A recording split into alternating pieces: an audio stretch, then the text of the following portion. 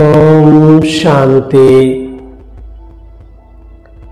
ನಾವೆಲ್ಲ ಆತ್ಮರು ಗುರು ಮಧ್ಯದಲ್ಲಿ ಸ್ಮೃತಿ ಸ್ವರೂಪರಾಗುತ್ತಾ ನಾವೆಲ್ಲ ಆತ್ಮರ ತಂದೆ ಪರಂಪಿತ ಶಿವಬಾಬರವರನ್ನ ಆಹ್ವಾನಿಸುತ್ತಾ ಪ್ರಜಾಪಿತ ಬ್ರಹ್ಮ ಜಗದಂಬಾ ಸರಸ್ವತಿ ಮಮ್ಮಾರವರನ್ನ ಸ್ಮೃತಿ ಮಾಡುತ್ತಾ ವಿಶೇಷವಾಗಿ ಪ್ರತಿದಿನದಂತೆ ಈ ದಿನವೂ ಸಹ ಈ ಒಂದು ಮುರಳಿ ಚಿಂತನೆಯಲ್ಲಿ ಭಾಗವಹಿಸಿರುವ ನನ್ನೆಲ್ಲ ಸಹೋದರಾತ್ಮರಿಗೆ ಸ್ವಾಗತ ಸುಸ್ವಾಗತ. ಪ್ರತಿದಿನದಂತೆ ಈ ದಿನವೂ ಸಹ ಬಾಬಾರವರು ಮುರಳಿಯ ಅನೇಕ ಮಹಾವಾಕ್ಯಗಳನ್ನು ನಮಗೆ ತಿಳಿಸಿದ್ದಾರೆ. ಅದರಲ್ಲೂ ವಿಶೇಷವಾಗಿ ವರದಾನವನ್ನು ಕೂಡ ಕೊಟ್ಟಿದ್ದಾರೆ. ಈ ಒಂದು ವರದಾನದ ಕುರಿತಾಗಿ ಸಂಕ್ಷಿಪ್ತವಾದ ಚಿಂತನೆಯನ್ನು ನಾವು ಮಾಡೋಣ. ಈ ದಿನದ ವರದಾನವಾಗಿದೆ, ಸರ್ವಶಕ್ತಿವಂತ ತಂದೆಯನ್ನ ಕಂಬೈನ್ಡ್ ರೂಪದಲ್ಲಿ ಸದಾ ಜೊತೆ ಇಟ್ಟುಕೊಳ್ಳುವಂತಹ ಸಫಲತಾ ಮೂರ್ತಿ ಭವ ಎನ್ನುವ ವರದಾನ ಕೊಟ್ಟಿದ್ದಾರೆ. ಸಕ್ಸಸ್ಫುಲ್ ಆಗಿ ಎನ್ನುವ ವರದಾನ, ಸದಾ ಸಫಲತಾ ಮೂರ್ತಿ ಭವ.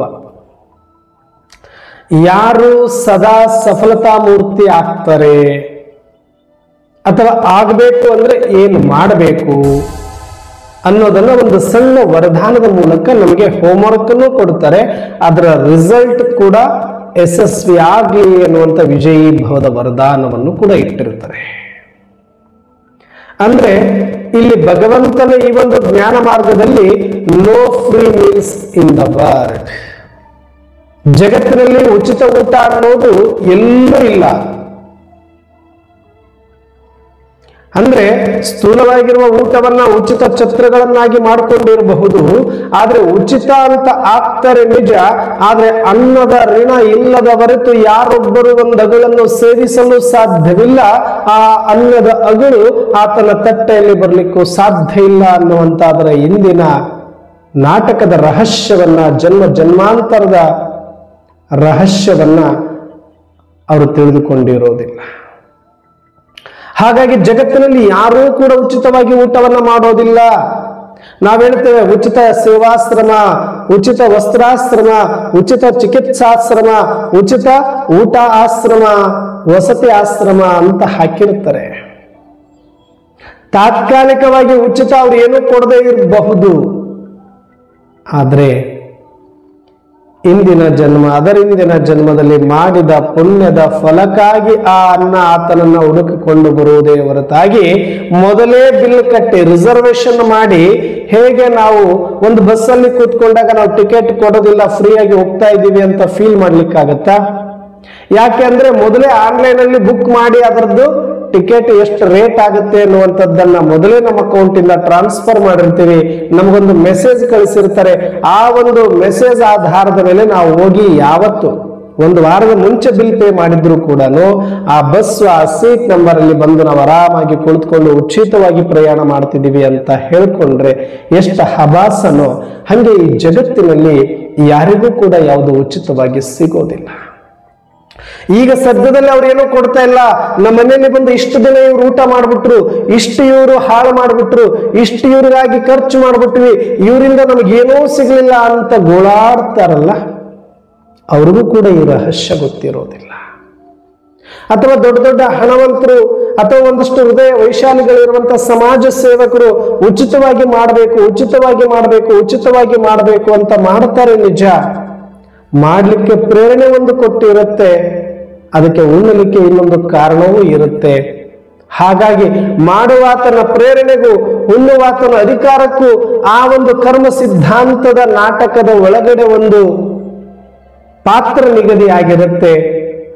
ಅವರು ಕೊಡುವ ಪಾತ್ರ, ಇವರು ಉಣ್ಣುವ ಪಾತ್ರ. ಆದ್ರೆ ಇವರು ಉಣಬೇಕಾದ್ರೆ ಮೊದಲೇ ಪಾವತಿಸಿದ ಪಾತ್ರ ಎಲ್ಲವೂ ಕೂಡ ನಡೆದಿರುತ್ತೆ. ಆದ್ರೆ ಅದು ನಮಗೆ ಗೊತ್ತಿಲ್ಲದೆ ಇದ್ರೆ ಅದನ್ನ ಉಚಿತ ಅಂತ ನಾವು ಕರ್ಕೊಂಡು ಓಡಾಡಬಹುದೇ ಹೊರತಾಗಿ ಯಾವುದೇ ಕಾರಣಕ್ಕೂ ನಾವು ಉಚಿತ ಅನ್ನೋದಿಲ್ಲ ಇರೋದಿಲ್ಲ. ಅದಕ್ಕೆ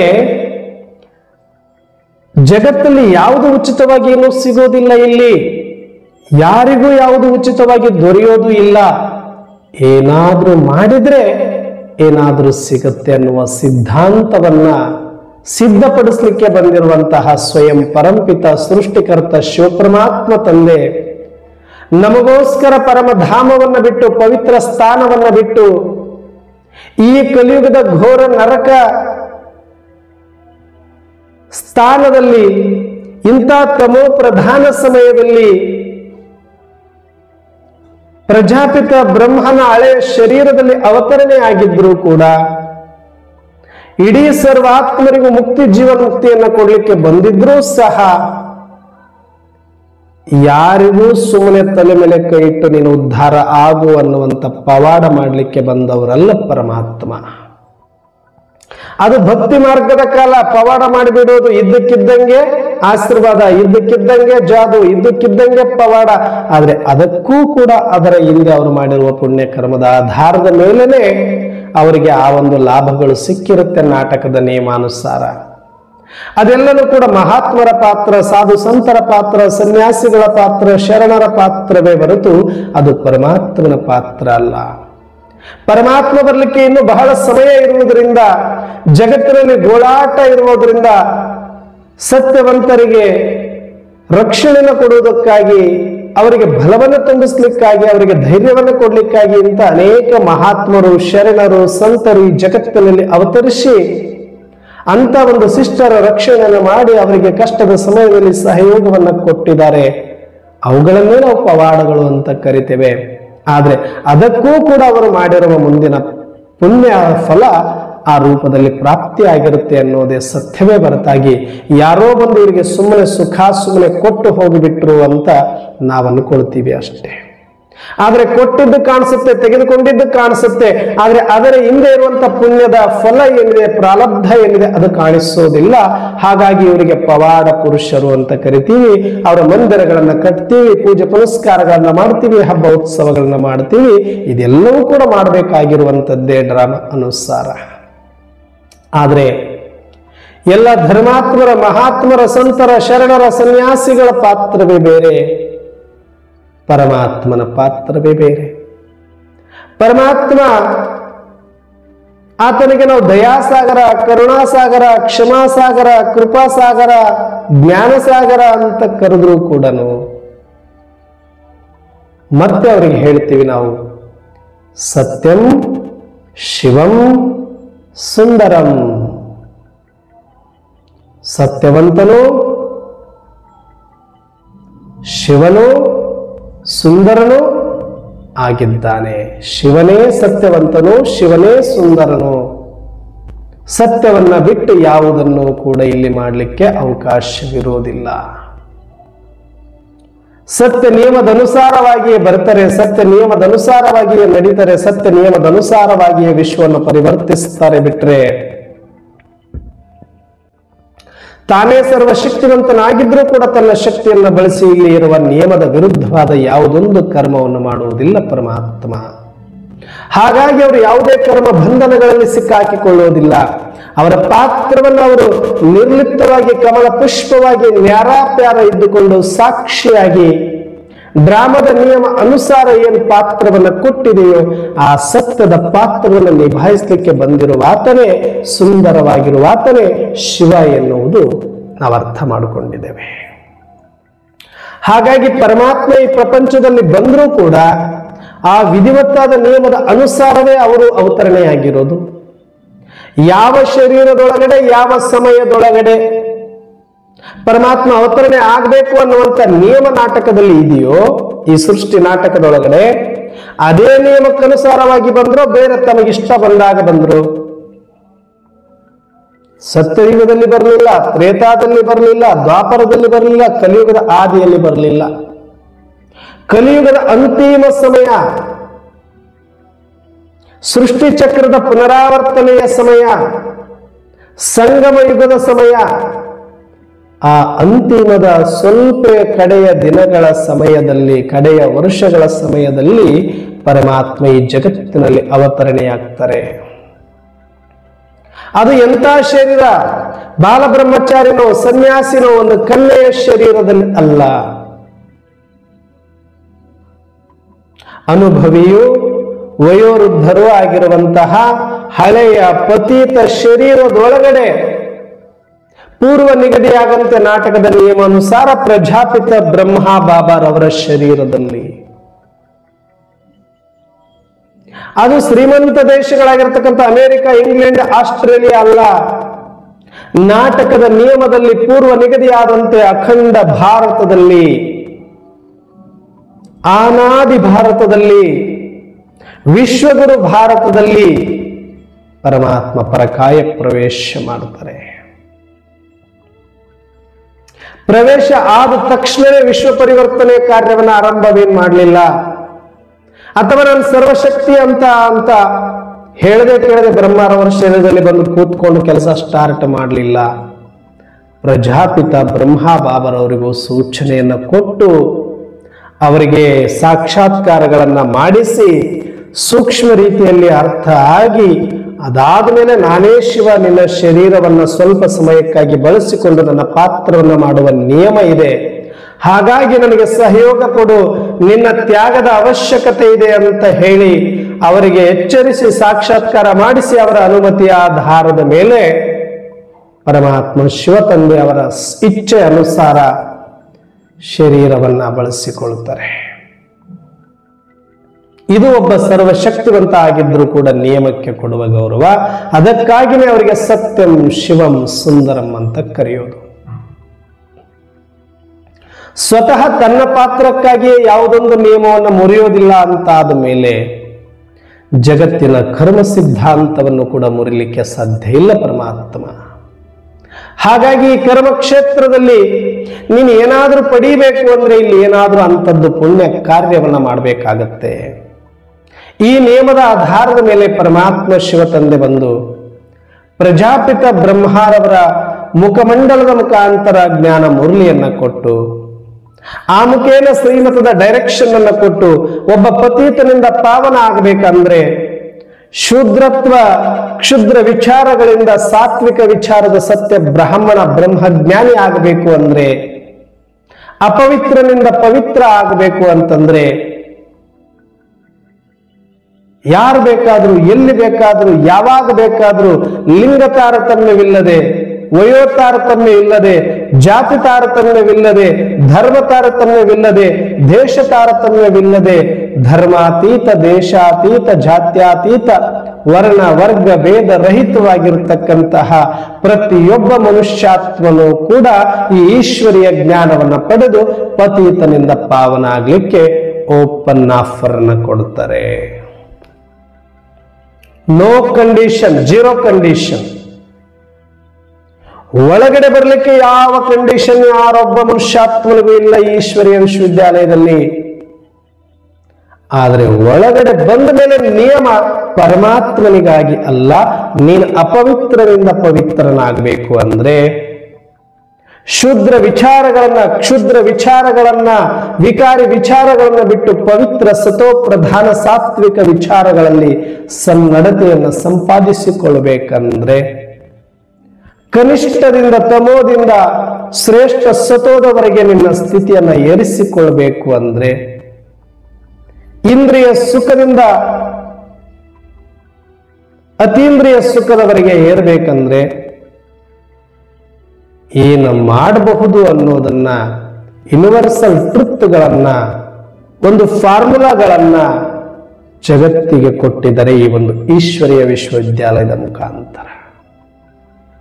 ಇದನ್ನು ಇಂಥವರೇ ಅಳವಡಿಸ್ಕೊಳ್ಬೇಕು, ಇಂಥವರೇ ಆಗಬಹುದು ಅಂತ ಯಾವ ಒಂದು ಕಂಡೀಷನ್ ಇಲ್ಲ, ಜೀರೋ ಕಂಡೀಷನ್ ಇದರೊಳಗಡೆ ಎಂಟ್ರಿ ಆಗ್ಲಿಕ್ಕೆ.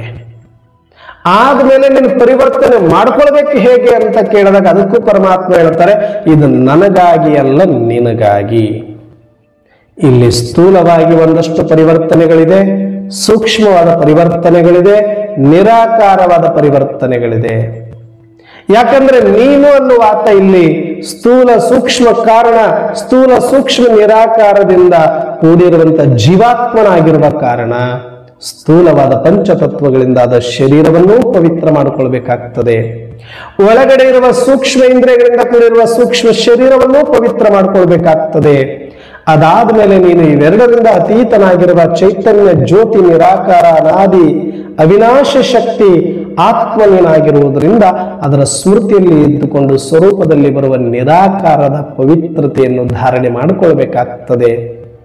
ಈ ರೀತಿಯಾಗಿ ಹಂತ ಹಂತವಾಗಿ ನೀನು ಸ್ಥೂಲ ಸೂಕ್ಷ್ಮ ಕಾರಣ ಸ್ಥೂಲ ಸೂಕ್ಷ್ಮ ನಿರಾಕಾರದ ಪರಿವರ್ತನೆಯಲ್ಲಿ ಸತೋಪ್ರಧಾನತೆಯನ್ನು ತಂದುಕೊಳ್ಳಬೇಕು, ದೈವತ್ವವನ್ನು ತಂದುಕೊಳ್ಳಬೇಕು. ಆ ಒಂದು ದೈವ ಶಕ್ತಿಯನ್ನು ಅನುಭವ ಮಾಡಬೇಕು ಅಂತಂದ್ರೆ ಈ ನಿಯಮಗಳನ್ನು ಪಾಲಿಸಬೇಕಾಗತ್ತೆ. ಇದು ನನಗಾಗಿ ಅಲ್ಲ, ನಿನಗಾಗಿ ಪಾತ್ರ ಪರಿವರ್ತನೆ ಮತ್ತು ಆತ್ಮದ ಸ್ಮೃತಿಯ ಪರಿವರ್ತನೆ ಆಗಬೇಕಾಗತ್ತೆ. ಪಾತ್ರಕ್ಕಾಗಿ ಸ್ಥೂಲ ಸೂಕ್ಷ್ಮ ಧಾರಣೆಗಳು, ಆತ್ಮಕ್ಕಾಗಿ ಸ್ಮೃತಿ. ಈ ಎರಡನ್ನೂ ನಾನು ಕೊಡುತ್ತೇನೆ. ನಿನ್ನ ತಾಕತ್ತನುಸಾರವಾಗಿ ಆಸಕ್ತಿ ಅನುಸಾರವಾಗಿ ಯಾರು ಬೇಕಾದರೂ ಎಲ್ಲಿ ಬೇಕಾದರೂ ಎಷ್ಟು ಬೇಕಾದರೂ ಈ ಶ್ರೀಮತವನ್ನು ಅಳವಡಿಸಿಕೊಂಡು ನಿಮ್ಮ ಭಾಗ್ಯವನ್ನ ಅರ್ಥಾತ್ ನಿಮ್ಮ ಜೀವನವನ್ನ ಶ್ರೇಷ್ಠ ಮಾಡಿಕೊಳ್ಳೋದಕ್ಕೆ ಅವಕಾಶ ಇದೆ. ನರನಿಂದ ನಾರಾಯಣ, ನಾರಿಯಿಂದ ಶ್ರೀ ಲಕ್ಷ್ಮಿ ಆಗುವಂತ ಸಂಪೂರ್ಣ ಜನ್ಮಸಿದ್ಧ ಅಧಿಕಾರ ಜಗತ್ತಿನಲ್ಲಿರುವ ಸರ್ವ ಮಾನವರಿಗೂ ಇದೆ. ಯಾರೊಬ್ಬರು ಕೂಡ ಈಶ್ವರೀಯ ವಿಶ್ವವಿದ್ಯಾಲಯದೊಳಗಡೆ ಪ್ರವೇಶ ಇಲ್ಲ ಎನ್ನುವಂತಹ ಮಾತಿಲ್ಲ. ಆದರೆ ನಿಮಗೆ ಈ ಒಂದು ಸಂಸ್ಥೆಯಲ್ಲಿ ಪರಮಾತ್ಮ ತಿಳಿಸಿರುವಂತಹ ನಿಯಮಗಳ ಉಲ್ಲಂಘನೆಗೆ ಮಾತ್ರ ಒಳಗಡೆ ಅವಕಾಶ ಇರುವುದಿಲ್ಲ. ಅಲ್ಲಿ ಯಾವುದೇ ರೀತಿಯ ದುರ್ವ್ಯಸನಗಳಿಗೆ, ದುರಾಚಾರಗಳಿಗೆ, ದುರ್ಮಾರ್ಗಿಗಳಿಗೆ, ದುಸ್ಸಂಗಿಗಳಿಗೆ ಅವಕಾಶ ಇರೋದಿಲ್ಲ. ನಿಮ್ಮಲ್ಲಿ ನಿಜವಾಗ್ಲೂ ಪ್ರಾಮಾಣಿಕವಾದ ಆಸಕ್ತಿ ಇದ್ರೆ, ಆತ್ಮ ಸಾಕ್ಷಾತ್ಕಾರ ಪರಮಾತ್ಮ ಸಾಕ್ಷಾತ್ಕಾರ ಮಾಡ್ಕೊಳ್ಬೇಕು ಅನ್ನೋದಾಗಿದ್ರೆ, ಜಾತ್ಯತೀತ ಧರ್ಮಾತೀತವಾಗಿ ನೀವು ಒಂದಾಗಬೇಕು, ನಾವೆಲ್ಲರೂ ಒಂದೇ, ಪರಮಾತ್ಮ ಸತ್ಯ ಒಬ್ಬಾತನೇ ಅನ್ನುವಂತ ಸತ್ಯವನ್ನು ಅರಿಯಬೇಕಾಗಿದ್ರೆ, ನಿಮ್ಮ ಆತ್ಮ ಉದ್ಧಾರವನ್ನು ನೀವು ಮಾಡ್ಕೊಳ್ಬೇಕಾದ್ರೆ, ಆತ್ಮ ಕಲ್ಯಾಣವನ್ನ ಮಾಡ್ಕೊಳ್ಬೇಕಾದ್ರೆ ನಿಮಗೆ ಸರ್ವ ಸ್ವಾತಂತ್ರ್ಯವೂ ಇದೆ. ಹೇಗೋ ಹಾಗೇ ಇಲ್ಲಿನ ನಿಯಮಗಳನ್ನ ಮರ್ಯಾದೆಗಳನ್ನ ಕಾಪಾಡಿಕೊಂಡು ಹೋಗುವ ಜವಾಬ್ದಾರಿಯೂ ಇದೆ. ಈ ಒಂದು ನಿಯಮಗಳ ಉಲ್ಲಂಘನೆಗೆ ಮಾತ್ರ ಇಲ್ಲಿ ಅವಕಾಶವಿಲ್ಲ ಬಿಟ್ರೆ, ಆದರೆ ನೀವು ಒಳಗಡೆಯಿಂದ ಸತೋಪ್ರಧಾನರಾಗಲಿಕ್ಕೆ, ಸೂಕ್ಷ್ಮವಾದ ಸ್ಥೂಲವಾದ ಪರಿವರ್ತನೆಗಳನ್ನ ಮಾಡಲಿಕ್ಕೆ, ಕನಿಷ್ಠದಿಂದ ಶ್ರೇಷ್ಠರಾಗಲಿಕ್ಕೆ, ಅಪವಿತ್ರರಿಂದ ಪವಿತ್ರರಾಗಲಿಕ್ಕೆ, ತಮೋ ಗುಣಗಳಿಂದ ಸತೋಗುಣಿಯಾಗಲಿಕ್ಕೆ, ವಿಕಾರಗಳಿಂದ ಸತ್ಕಾರ ಸಂಸ್ಕಾರವಂತನಾಗಲಿಕ್ಕೆ ಯಾರೊಬ್ಬರಿಗೂ ಕೂಡ ಇಲ್ಲಿ ನಕಾರ ಇಲ್ಲ. ಯಾರು ಬೇಕಾದರೂ ಬರಬಹುದು. ಇದು ನಿಮ್ಮ ಮನೆ, ನಿಮ್ಮಪ್ಪನ ಮನೆ. ನಿಮ್ಮ ಉದ್ಧಾರ ಮಾಡಲಿಕ್ಕೆ ಬಂದವರೇ ಪರಮಾತ್ಮ ಈಶ್ವರ. ಹಾಗಾಗಿ ಅವರನ್ನ ಜಗತ್ತಿನಲ್ಲಿ ಅಲ್ಲಾ, ಈಶ್ವರ, ಗಾಡ್, ಏಕೋಂಕಾರ, ಸಬ್ಕಾ ಮಾಲೀಕ್ ಎಲ್ಲ ರೀತಿಯಲ್ಲಿ ಕರಿತಾ ಬಂದರು. ಅಂತಹ ಪರಮಾತ್ಮನಾದ ನಾನು ಈ ಒಂದು ಈಶ್ವರೀಯ ವಿಶ್ವವಿದ್ಯಾಲಯದಲ್ಲಿ ಬಂದು ಒಂದು ಶ್ರೀಮತವನ್ನು ಕೊಟ್ಟಿದ್ದೇನೆ. ಆದರೆ ಆ ಶ್ರೀಮತ ಹೇಗಿದೆ ಅಂದ್ರೆ, ಯಾರು ಎಷ್ಟು ಫಾಲೋ ಮಾಡ್ತಾರೆ ಅಷ್ಟು ಭಾಗ್ಯವನ್ನು ಪಡೀತಾರೆ. ಆದ್ರೆ ಈ ತರ ಅಲ್ಲ. ಇಲ್ಲಿ ಸ್ಥೂಲ ಸೂಕ್ಷ್ಮ ಮತ್ತು ನಿರಾಕಾರ 3 ಸ್ಕೇಲ್ಗಳಿದೆ, 3 ಶ್ರೀಮತಗಳಿದೆ. ಈ 3 ಶ್ರೀಮತಗಳಲ್ಲಿ ಯಾರ ಪರ್ಸೆಂಟೇಜ್ ಎಷ್ಟೆಷ್ಟಿದೆಯೋ ಅದರ ಪ್ರಮಾಣದಲ್ಲಿ ನಿಮ್ಮ ಸ್ಥಿತಿ ಮತ್ತು ಗತಿ. ಅದಕ್ಕೆ ಜೈಸಾ ಸ್ಮೃತಿ ವೈಸಾ ಸ್ಥಿತಿ, ಜೈಸಾ ಸ್ಥಿತಿ ವೈಸಾ ಗತಿ. ನಿಮ್ಮ ಸ್ಮೃತಿ ಯಾವುದರ ಮೇಲೆ ಆಧಾರಿತ ಆಗಿರುತ್ತೆ ಅಂದ್ರೆ, ನೀವು ಮಾಡಿಕೊಂಡಿರುವ ಸ್ಥೂಲ ಧಾರಣೆಗಳು, ನೀವು ಅಳವಡಿಸಿಕೊಂಡಿರುವ ಸೂಕ್ಷ್ಮ ಧಾರಣೆಗಳು, ನೀವಿಟ್ಟುಕೊಂಡಿರುವ ನಿರಾಕಾರ ಸ್ಮೃತಿ. ಇದರ ಆಧಾರದ ಮೇಲೆ ನಿಮ್ಮ ಸ್ಮೃತಿ ತಯಾರಾಗುತ್ತೆ, ಸ್ವರೂಪ ತಯಾರಾಗುತ್ತೆ. ಅದರ ಆಧಾರದ ಮೇಲೆ ಸ್ಥಿತಿ ತಯಾರಾಗತ್ತೆ. ಅದರ ಆಧಾರದ ಮೇಲೆ ನಿಮ್ಮ ಗತಿ, ಅರ್ಥಾರ್ಥ ಪ್ರಾರಬ್ಧ, ಅರ್ಥಾರ್ಥ ಭವಿಷ್ಯ, ಅರ್ಥಾರ್ಥ ಪದವಿ ತಯಾರಾಗತ್ತೆ ಭವಿಷ್ಯದಲ್ಲಿ. ಅಥವಾ ಈ ಸಂಗಮ ಯುಗದಲ್ಲಿ ಕೂಡ ಅತೀಂದ್ರಿಯ ಸುಖವನ್ನ ಅನುಭವ ಮಾಡಲಿಕ್ಕೆ ಸಾಧ್ಯತೆ ಇರುತ್ತೆ. ಇದಲ್ಲದೆ ಇಲ್ಲಿ ಶ್ರೀಮತ ಮೂರೂ ಪ್ರಕಾರ ಇದ್ರೂ ಕೂಡ ಸ್ಥೂಲ ನಿಯಮಗಳನ್ನು 100% ಅಳವಡಿಸಿಕೊಳ್ತೀವಿ. ಇದರಲ್ಲಿ ನಮಗೇನು ಕಷ್ಟ ಇಲ್ಲ. ನಾವು ಆಲ್ರೆಡಿ ಸಾತ್ವಿಕವಾದಂಥವರೇ, ನಮ್ಮಲ್ಲಿ ಒಂದಷ್ಟು ಒಳ್ಳೆಯ ಸಂಸ್ಕಾರಗಳು ಜನ್ಮ ಜನ್ಮಾಂತರದಿಂದ ಬಂದಿರೋದಿದೆ. ನಮ್ಮ ಮನೆತನಗಳಲ್ಲಿ ಒಂದಷ್ಟು ನಾವು ಸಾತ್ವಿಕ ಅನ್ನ ಉಪಹಾರಗಳನ್ನ ಮಾಡ್ತಾ ಬಂದಿದ್ದವ್ರೆ. ಹಾಗಾಗಿ ಈ ಶ್ರೀಮತದಲ್ಲಿ ನಮ್ಗೆ ಯಾವುದು ಅಡಚಣೆ ಮಾಡೋಕ್ಕೆ ಯಾವುದು ತೊಂದರೆಗಳಿಲ್ಲ. ಆಲ್ರೆಡಿ ನಾವು ಈ ರೀತಿ ಇದ್ವಿ. ಸ್ವಲ್ಪ ವ್ಯತ್ಯಾಸಗಳನ್ನ ಮಾಡಿಕೊಂಡ್ರೆ ಸಾಕು. ಈ ಸ್ಥೂಲ ಧಾರಣೆಗಳು ಅಂದ್ರೆ ಯಾವುದು? ಬೆಳಿಗ್ಗೆ ಒಂದಷ್ಟು ಅಮೃತ ವೇಳೆಯಲ್ಲಿ ಎದ್ದೇಳಬೇಕು, 3:30 ಎದ್ದು ಒಂದಷ್ಟು ಸ್ನಾನಾದಿಗಳನ್ನ ಮಾಡಿಕೊಂಡು 4ರಿಂದ 4:45 5 ಗಂಟೆವರೆಗೂ ಕೂಡ 1 ಗಂಟೆ ನಿರಂತರವಾದ ಭಗವಂತನ ಜೊತೆಗೆ ಶಿವಯೋಗದ ಅನುಭೂತಿಯನ್ನ ಮಾಡಿಕೊಳ್ಬೇಕು ಅನ್ನೋ ನಿಯಮ ಆಗಿರ್ಬೋದು. ಪ್ರತಿನಿತ್ಯ ಸೇವಾ ಕೇಂದ್ರದಲ್ಲಿ ಆ ಪರಮಾತ್ಮನ ಜ್ಞಾನ ಮುರಳಿಯನ್ನ ಕೇಳಬೇಕು ಅನ್ನುವಂಥ ನಿಯಮ ಆಗಿರಬಹುದು. ಅದಾದ್ಮೇಲೆ ಸಾತ್ವಿಕ ಭೋಜನವನ್ನು ಸ್ವೀಕಾರ ಮಾಡಬೇಕು ಅನ್ನುವಂಥದ್ದು ಇರಬಹುದು. ಮತ್ತು ಹೊರಗಡೆ ಎಲ್ಲಂದ್ರಲ್ಲಿ ಹೇಗಂದ್ರಿಗೆ ಕುಡಿಯೋದು ತಿನ್ನೋದು ಬಿಡಬೇಕನ್ನುವಂಥದ್ದು ಇರಬಹುದು. ಅಥವಾ ಪ್ರತಿನಿತ್ಯ ನುಮಾಶ್ಯಾಮ ಯೋಗವನ್ನ ಮಾಡುವಂಥದ್ದಾಗಿರಬಹುದು. ಮತ್ತು ರಾತ್ರಿ ಮಲಗುವಾಗ ಪರಮಾತ್ಮನಿಗೆ ಇಡೀ ದಿನದ ಚಾರ್ಟ್ ಅನ್ನು ಒಪ್ಪಿಸಿ ಗುಡ್ ನೈಟ್ ಹೇಳುವಂಥದ್ದಾಗಿರಬಹುದು. ಗುಡ್ ಮಾರ್ನಿಂಗ್ ಅಂತ ಆರಂಭವಾಗಿ ಗುಡ್ ನೈಟ್ ವರೆಗೂ ಕೂಡ ಏನೆಲ್ಲ ಈ ಒಂದು ಶ್ರೀಮತ ಇದೆಯೋ ಇದನ್ನ ಯಾರು ಅಳವಡಿಸ್ಕೊಳ್ತಾರೆ ಅವರಿಗೆ BK ಅಂತ ಕರೀತಾರೆ. ಬ್ರಹ್ಮ ಕುಮಾರ್, ಬ್ರಹ್ಮ ಕುಮಾರಿ. ಯಾಕೆ ಇವರಿಗೆ ಬ್ರಹ್ಮ ಕುಮಾರ ಬ್ರಹ್ಮ ಕುಮಾರಿ ಅಂತಾರೆ? ಯಾಕೆ ಅಂದ್ರೆ ಯಾರು ಸ್ವಯಂ ಪರಮಾತ್ಮ ಪ್ರಜಾಪಿತ ಬ್ರಹ್ಮರವರ ಶರೀರದೊಳಗಡೆ ಬಂದು ಬ್ರಹ್ಮಜ್ಞಾನವನ್ನ ಕೊಟ್ಟರು, ಆ ಬ್ರಹ್ಮಜ್ಞಾನವನ್ನು ಅರ್ಥ ಮಾಡಿಕೊಂಡ್ರು, ಅದರ ಮೇಲೆ ನಿಶ್ಚಯ ಇಟ್ಟುಕೊಂಡ್ರು, ಅದರ ಮಾರ್ಗದಲ್ಲಿ ನಡೀತಾ ಇರುವಂತವ್ರಿಗೆ ಬ್ರಹ್ಮ ಕುಮಾರ್ ಬ್ರಹ್ಮ ಕುಮಾರಿ. ಲೌಕಿಕದಲ್ಲಿ ಯಾರು ಕುಮಾರ ಕುಮಾರಿ? ಚಿರಂಜೀವಿ ಅಂತ ಆಗ್ತಾರೆ, ಸೌಭಾಗ್ಯವತಿ ಚಿರಂಜೀವಿ ಸೌಭಾಗ್ಯವತ ಅಂತ ಆಗ್ತಾರೆ. ಯಾರಿಗೆ ಕುಮಾರ ಅಂತಾರೆ? ಯಾರು ಮದುವೆ ಆಗಿಲ್ವೋ, ಯಾರು ಈ ಒಂದು ಸಂಬಂಧದ ಕಲ್ಯಾಣದಲ್ಲಿ ಬರಲಿಲ್ವೋ, ಪರಸ್ಪರ ಸತಿಪತಿಗಳ ವಿವಾಹವನ್ನ ಮಾಡಿಕೊಂಡಿಲ್ವೋ, ಇನ್ನು ಬ್ರಹ್ಮಚಾರಿಯಾಗಿ ಉಳಿದಿದ್ದಾರೋ, ಆ ಬಾಲ್ಯ ಅಥವಾ ಯೌವನದ ಒಂದು ಆದಿಯ ಹಂತವನ್ನ ಕುಮಾರ ಕುಮಾರಿ ಅಂತ ಕರೀತಾರೆ ಲೌಕಿಕದಲ್ಲಿ. ಆದ್ರೆ ಇಲ್ಲಿ BK ಅಂದ್ರೆ ಬ್ರಹ್ಮ ಕುಮಾರ್ ಬ್ರಹ್ಮ ಕುಮಾರಿ ಅಂದ್ರೆ ಇವರು ವಯಸ್ಸು 4 ಆಗಿರ್ಬೋದು, 40 ಆಗಿರ್ಬೋದು, 90 ಆಗಿರ್ಬೋದು. ಇಲ್ಲಿ ವಯಸ್ಸಿನ ಆಧಾರದ ಮೇಲೆ ಕುಮಾರ ಅಲ್ಲ.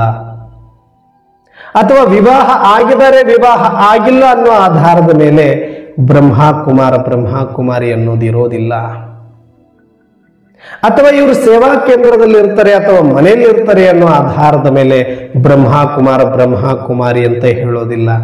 ಯಾಕಂದ್ರೆ ಇವತ್ತು ನಾವು ಹೇಳ್ತೇವೆ ಬ್ರಹ್ಮ ಕುಮಾರ ಬ್ರಹ್ಮ ಕುಮಾರಿಯರು ಈಶ್ವರ ವಿದ್ಯಾಲಯದ ವಿದ್ಯಾರ್ಥಿಗಳು ನಾವು 148 ದೇಶದಲ್ಲಿದ್ದೇವೆ, ಲಕ್ಷಾಂತರ ಜನಗಳಾಗಿದ್ದೇವೆ, ಕೋಟ್ಯಾಂತರ ಆತ್ಮರಿದ್ದೇವೆ ಅನ್ನುವಂಥದ್ದನ್ನ ಹೇಳ್ತೇವೆ ಅಂದಾಗ ಅಲ್ಲಿ ಪರಿವಾರದ ಎಲ್ಲರನ್ನೂ ಕೂಡ ನಾವು ಬ್ರಹ್ಮ ಕುಮಾರ ಬ್ರಹ್ಮ ಕುಮಾರಿಯರಂತಾನೆ ಪರಿಗಣಿಸ್ತೇವೆ ಅನ್ನೋ ಆಧಾರದ ಮೇಲೆ ಹೇಳೋದಾದ್ರೆ, ಯಾರು ಈ ಒಂದು ಬ್ರಹ್ಮಜ್ಞಾನವನ್ನು ಅಳವಡಿಸಿಕೊಂಡು ನಿಶ್ಚಯಿಸಿ ಆ ಧಾರಣೆಯಲ್ಲಿ ಬಂದು ಆ ಮಾರ್ಗದಲ್ಲಿ ನಡೀತಾ ಇದ್ದಾರೋ ಅವ್ರು ಯಾರು ಬೇಕಾದರೂ ಕೂಡ ಹೆಮ್ಮೆಯಿಂದ ಹೇಳ್ಕೊಳ್ಬಹುದು, ಪ್ರೌಡ್ ಫೀಲ್ ಮಾಡ್ಕೊಂಡು ಹೇಳ್ಬೋದು, ನಾನೊಬ್ಬ ಬ್ರಹ್ಮ ಕುಮಾರ್, ನಾನೊಬ್ಬ ಬ್ರಹ್ಮ ಕುಮಾರಿ. ಇದರ ಅರ್ಥ ಇಷ್ಟೇ ಆಗಿದೆ. ಯಾವುದು ಸ್ವಯಂ ಪರಮಾತ್ಮ ಕೊಟ್ಟಿರುವ ಶ್ರೀಮತವನ್ನ ಸ್ವಯಂ ಪ್ರಜಾಪಿತ ಬ್ರಹ್ಮ ಅಳವಡಿಸಿಕೊಂಡಿದ್ರು, ಅವರ ಹೆಜ್ಜೆಯಲ್ಲಿ ಹೆಜ್ಜೆ ನೀಡುವಂತ ನಾವೆಲ್ಲರೂ ಕೂಡ ಅವರ ಮಾರ್ಗದಲ್ಲಿ ನಡೆಯುವಂತವರೆಲ್ಲರೂ ಬ್ರಹ್ಮ ಕುಮಾರ ಬ್ರಹ್ಮ ಕುಮಾರಿ. ಬ್ರಹ್ಮ ಅನ್ನೋದು ಬರೀ ಸ್ಥೂಲವಾದ ಒಂದು ವ್ಯಕ್ತಿಗೆ ಇರುವಂತದ್ದಲ್ಲ, ಅದು ಒಂದು ಪದವಿ.